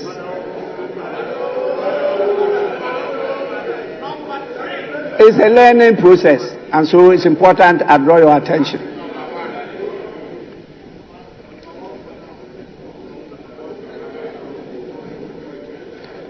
Let me now happily bring to your attention that the people who made me possible to get to these heights have come in their numbers. For on the beautiful constituency, the Nadolu-Kaleo constituency in the Upper West region. And so I have a number of my hard-working constituents at the public gallery. I think it's important you thank them on my behalf for what they've done for all these years. I'm extremely grateful to all of them. Now, with your kind indulgence, I will proceed to suspend the sitting of the House to 10 in the forenoon, when we shall all reconvene at the Independence Square for another important activity. Honorable members are expected to be seated by 9 in the forenoon. Proceedings will commence at 10 prompt. With this, the sitting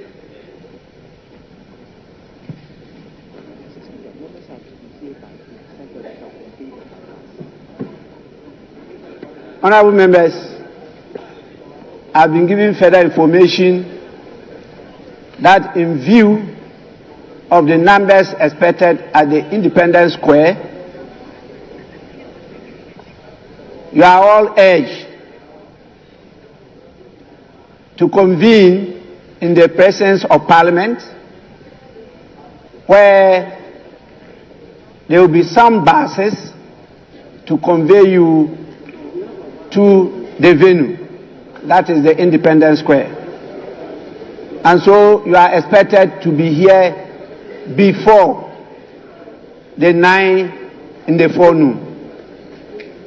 Please, let's be time conscious in this matter.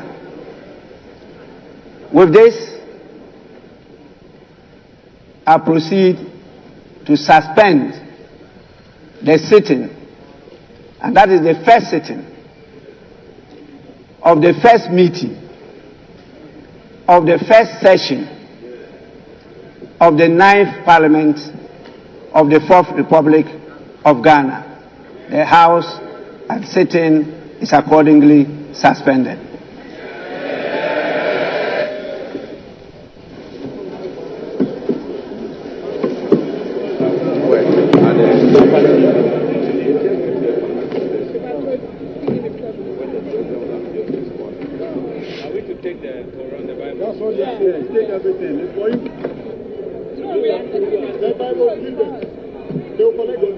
No, we are going to do this. We want to go.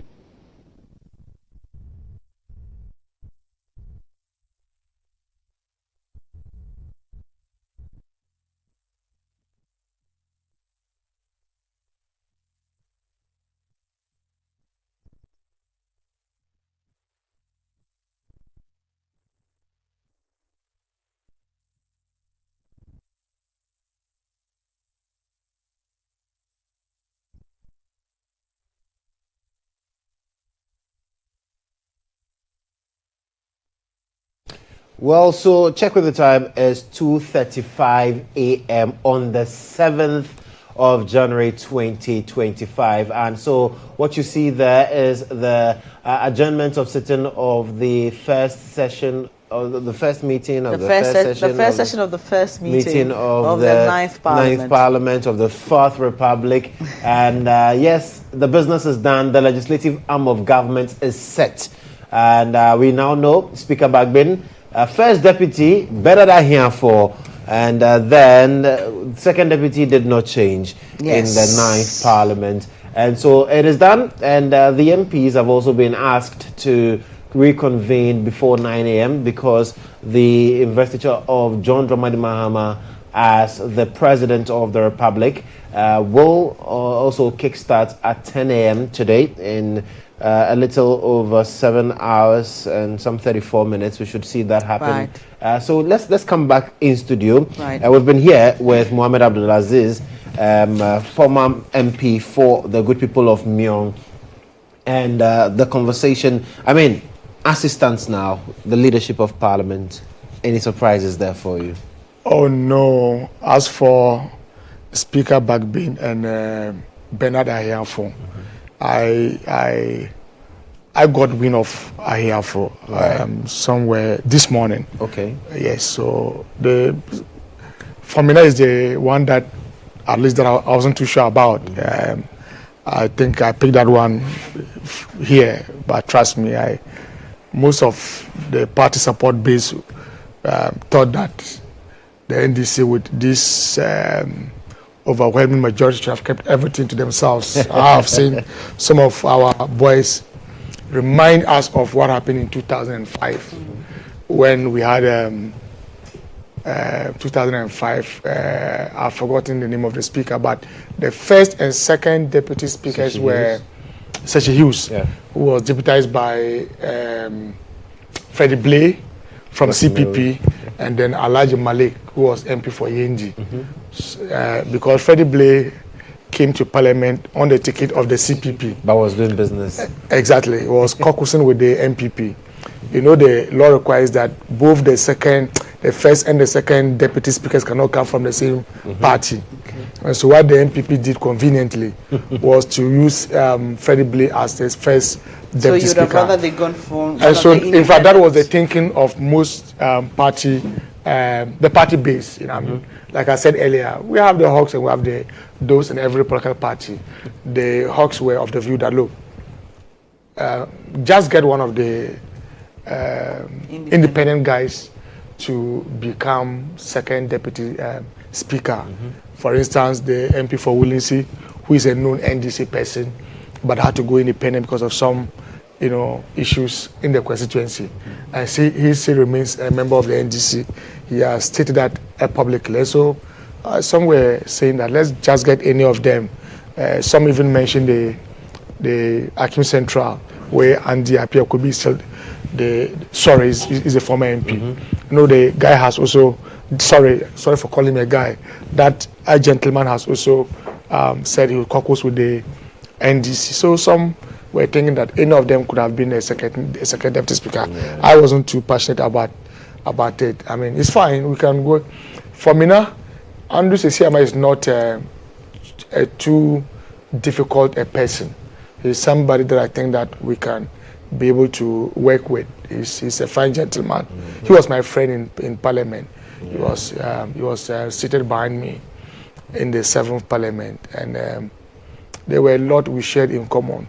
There were even times that we did cross-party discussions. I know the difficulty, the trouble he went through in his party, even engaging President Akufo-Addo at that time, how he came out of the meeting very disappointed in some of the utterances of the former President Akufo-Addo. So I mean, he had to chip in that one. Yes, very convenient. Former President Akufo-Addo. Yes, he's now joined the League of Former Presidents. So we now have what? 2 living former presidents. Yes. John Ajekun Kufuor. Yes. And then Nana Dankwa Akufo-Addo. Yes. Right. President Mahama, yes, president, but was once also a former. But he's no longer. He's no more a former president. Yes, and so I know the trouble he went through in his own party. He's a person I think the NDC and the majority caucus can be able to work with, and so to our party support base, who wanted us to have all the 3 slots, take it easy. We have a country to run. And it takes all of us to be on board. Right. We have a country to run. It takes all of us to be on board. Let's see how the 9th Parliament would pan out. But I'm very optimistic that it would deliver some of the good things that we have yearned for as a country for a very long time. Everybody thinks that our constitution, 32 years old constitution, most people agree that we should do some amendments to it. Right. This is a fine opportunity for us to do it, with Speaker Bagbin. I have the first deputy speaker a nice gentleman, very deep in law. You know, he's not that type you see jumping from one media house to the other, doing paper review discussions. He's not that type. But when it comes to parliamentary business, there are those that I have witnessed him at first hand, very detailed. Like I said earlier, the debate in Parliament is different from the real lawmaking, where you'd have to go through, especially the consideration stage, where a lot of amendments, I used to refer to it as a delete and insert session.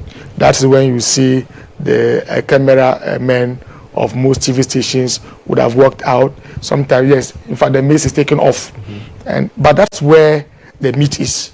And that's where you find the likes of Bernard Ayafu and Co. My brother and friend, Lawyer Shaibu from the Boyman Cargo, also was very detailed. He's come back again. And so Ayafu would enrich the discourse in Parliament, especially when it gets to that time where they would have to do the consideration stage. I'm sure he'll be very helpful. He's a very, very detailed person, a very senior lawyer. I don't know how old he's been a lawyer, but he appears to have been in that practice for a very long time. Very, very detailed. Yeah. Right. And let me just mention that we're expecting to hear from the minority. So you want to stay with us. We'll be bringing you that shortly. We understand that there is a press conference likely to happen from the minority side. To say what? We don't know what yet. We're all waiting. We've got our The fingers process crossed, has been successful. waiting to hear from the minority. But we've been picking up a lot of reactions from some of you who've been watching online. And there are those who believe that what the minority leader, Alexander Appenyo-Markin, did was just a flex of muscles, trying to prove that he's going to be a tough opposition to deal with. You know, it's like when we announce a bout and we allow the boxers to there's an expression for it that just escaped me. It's Just flex their muscles. But they have this thing where you know, I want you to know that you won't have an easy ride with me before the real game. Yes, because that's some feel it was. It just makes a it beautiful. power. He knew what he was doing. At a point we saw him wink. We saw him wink at us, so we know that he knows that. Look, the rules don't permit you to make any remark or debate. Just go ahead and second them. He knew, this is a very good lawyer. He knew what he was doing. But he was trying like to I said, it makes it more beautiful. I mean, you have something to discuss. Interesting. But for that, we have closed. Exactly. Yeah. I mean, so he was not fair. And so interesting. I think you knew what he was doing. Interesting. He knew what he was doing. It's interesting. We go and battle his case in court. And I was just about to mention that because prior to even the nomination of Speaker and the voting or the seconding of that nomination, we know what happened with is it Akwetia or Eneskumi? Eneskumi, yes, Akwetia's Eneskumi, where the clerk to Parliament did admit that there was a certain injunction, but also told him what his rights were, which I think was a very fair deal. And they cited again precedents, what happened with Mr. GHOne, and they said, well, speaking on behalf of Ernest, minority leader said, well, we will still proceed despite what we will have him sworn in, and that also created a bit of a debate sort of between the two parties. Well, I knew they were going to take a cue from what happened in the case of GHOne. I knew that was going to be the poster of the NPP. But my only problem was with the clerk, when the clerk stated that even he, the clerk, had been injuncted from swearing in Eneskumi. And so if Eneskumi thinks that he will take that risk to be sworn in, to go through the process of electing a speaker and be sworn in, if he can take that risk, you have also been injuncted from performing that function. Are you equally taking that risk? So that's where I have a problem. For the clerk himself to have stated clearly that the processes have also been served on Parliament, the legal department of Parliament, and by virtue of that, he, the clerk, had been served. If you are stopped from performing a function, and you go ahead to do so, I don't know. So you're saying he's complicit in this? Is that what you're suggesting? I think the clerk ought to have stayed away from what he did. Ernest Kumi took the risk. I agree. There's a precedent to that, very recent, as recent as 2021, right? And so as for the political angle of it, I agree. He took a calculative risk. At least you get yourself swinging first, and the other matters will take care of itself. Exactly. But if I were Mr. Jethro, the clerk, the fact that Parliament, and by extension he, the clerk, was also injuncted, I would have stayed away. I wouldn't have gone through the process with him. Interesting. But he's a lawyer himself, so. Yes. I'm sure he knows the repercussions. You hit the nail right on the head. Let's head to Parliament now, where MP for Ayawaso West Wogan, John De Mello, is having an interaction with our colleagues there.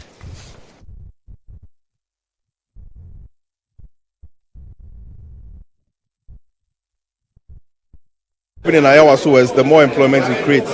And so that's what I'm looking at attracting more people to open up shop in Ayawaso West to create a lot of employment. What was the feeling like sitting in at the first meeting today, listening to what was happening? You know, I always said I never believed, even when I won the election, I said maybe it's not true, maybe it's true. But sitting down today, I realized that indeed, and taking the oath of office, I realized that indeed I am the member of Parliament elect.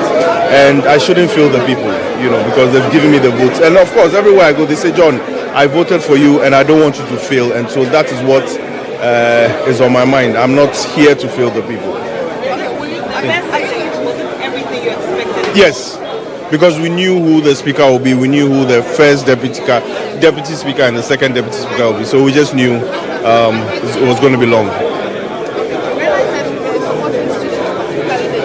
Yeah. I've been continuing since I won the election. Mayor to 4 years. Thank you so much. Mama no never finish it. All the best.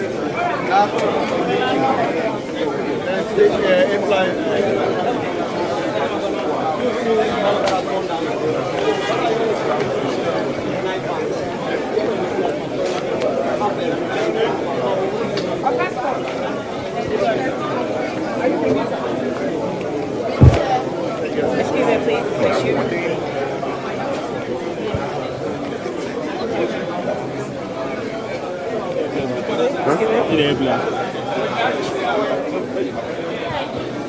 Hi.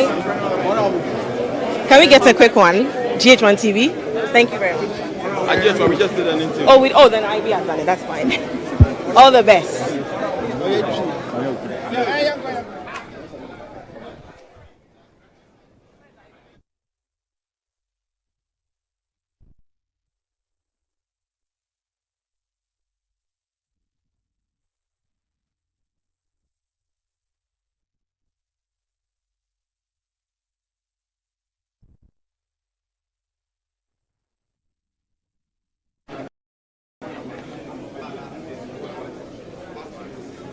Off, right? Central. Tema Central. Okaikwe Central. At Okaikwe Central. Issues there. Yeah. Tema Central. Also, we are looking at Ablikuma North, which was even mentioned in Parliament by the clerk, and says, well, we all know what is happening there. So yes, and then Tichiman. Yeah. So yeah. So well, this for. I remember earlier, yesterday, I nearly said today, Edwiji Tamaklo mentioned clearly that, well, you can go ahead. So those MPs go and swear them in. Yeah. But the processes will still be filed because now the application for stay would be held on the 13th. That's a week. Almost a week from today. I mean, and so it would have been unstrategic on our part, right, to have made this ceremony with issues that we know we can resolve in court. Exactly. We have an overwhelming majority of almost 187 that are going to swear in the speaker, subsequently do same for the president. You can go and battle for the other seats in court. You have that opportunity. Why do you want to go and And so it was very strategic. Let them have it. you can have the pictures of how you were sworn in, but whether subsequently you will be a member of Parliament or not is another thing. Exactly. So that was like you said, strategic move by the party to ensure that what we are seeing today will still go on, but then it does not mean won't spoil the party. You won't spoil the party. Won't spoil the party. Won't spoil the party. Right.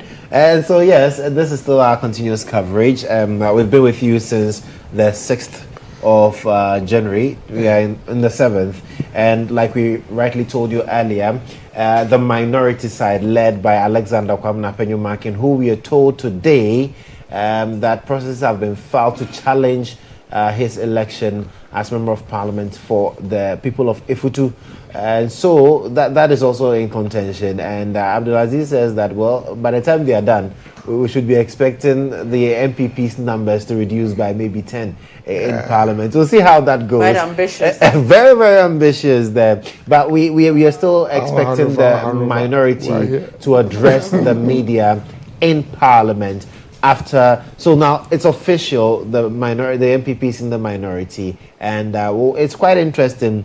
I don't know what to expect from that particular address that would be hearing shortly. I really don't know what to expect, and I'm sure you are also quite eager to get to know exactly what Alexander Penyumakin. Maybe he'll be explaining to us why he decided to prolong what could have been a very short But isn't process. it interesting, and MP for Aswasi, Muntaka Mubarak, but also brought a bit of clarity, because in support of what he was doing, Mr.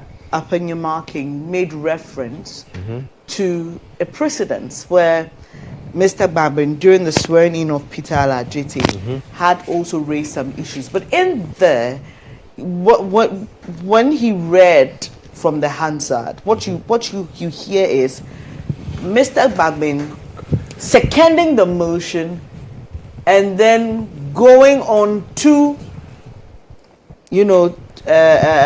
outline his reservations, and that's what Muntaka Mubarak was trying to point out to him. Exactly. That you first have to second the motion, and then but he was still dragging it. You have an opportunity to. But like Abdulaziz said, Apenyo knew exactly what he was doing. Right. He's an experienced lawyer, a very intelligent one at that. He's been in Parliament for a while. He knows the procedures. Right. But Apenyo wanted to make a statement, and for me, he achieved what he wanted to do. And I'm not surprised that now they've called off we are told that they've called off that planned minority press. Oh, they've called it off? Yes, that's what we've been told. So, interesting. A few more hours to go. We will be taking you to the Independence Square, which is already set up, looking beautiful in our national colors, where that historic swearing-in will happen. Historic because this is the first time we've had a one-term sitting president take an 8-year break in opposition and coming back. All the presidents who came back to serve 2 full terms did so in succession without a break. But Mr. GHOne Mahama has had the opportunity to reflect for 8 years, and many political analysts believe that those 8 years may have provided him enough time to reflect and must influence his governance this time on. We've got our fingers crossed. Earlier you heard from a former MP for Anyaswotum, Dr. Adumaku Kisi, who believes that nothing much will change. I don't know if you agree with that. He cites the economic, global economic climate, and says it will trickle down. So he believes that much will not change, even though Mr. Mahama will be sworn in as president. Hope is finally here. Hope is finally here. In the next few hours to come, Ghanaians would begin to see the handwork of God himself in display. President Mahama would disappoint his critics. Like you said, he's not just coming to the presidency with the experience of that same office, but in the last 8 years, President Mahama has seen a lot, including even government officials, either President Akufo-Addo or those that he worked with. He comes back with a very clear picture of what to do next. You know, he's not the type of person who will now begin to study the architecture of our governance in this country. He's been there already. You know, listen to President Mahama speak about roads and highways, and you think he's Minister for Roads and Highways. Listen to him speak on issues of energy, and you think he's a Minister for energy. Finance, same. When he travels to the constituencies, he's so familiar with the communities. He's so familiar with prominent people across the country. And so he's a very informed person.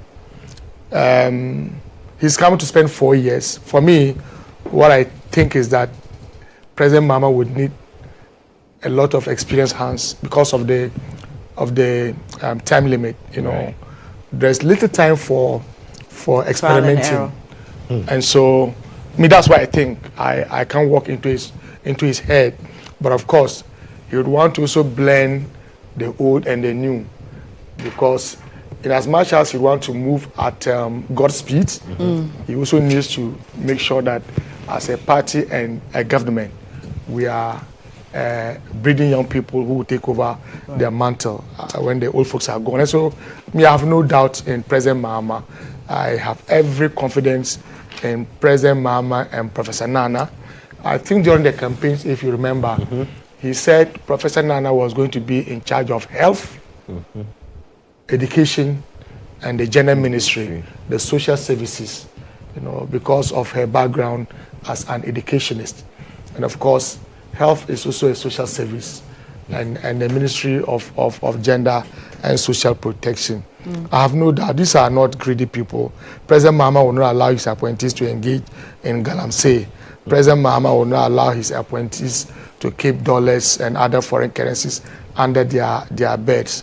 President Mahama will not fly private rented jets just because he wants to bath in the skies. He will be responsible. He will protect the public purse. In fact, we don't even have the purse today. President Mahama will recover the purse and protect it. Interesting. Thank you so much. That's former MP Mohammed Abdulaziz joining us there. So, as it stands now, we have only one outstanding MP. That's for Ablekuma North. All the others have been sworn in, and we saw what happened even with Akwatia.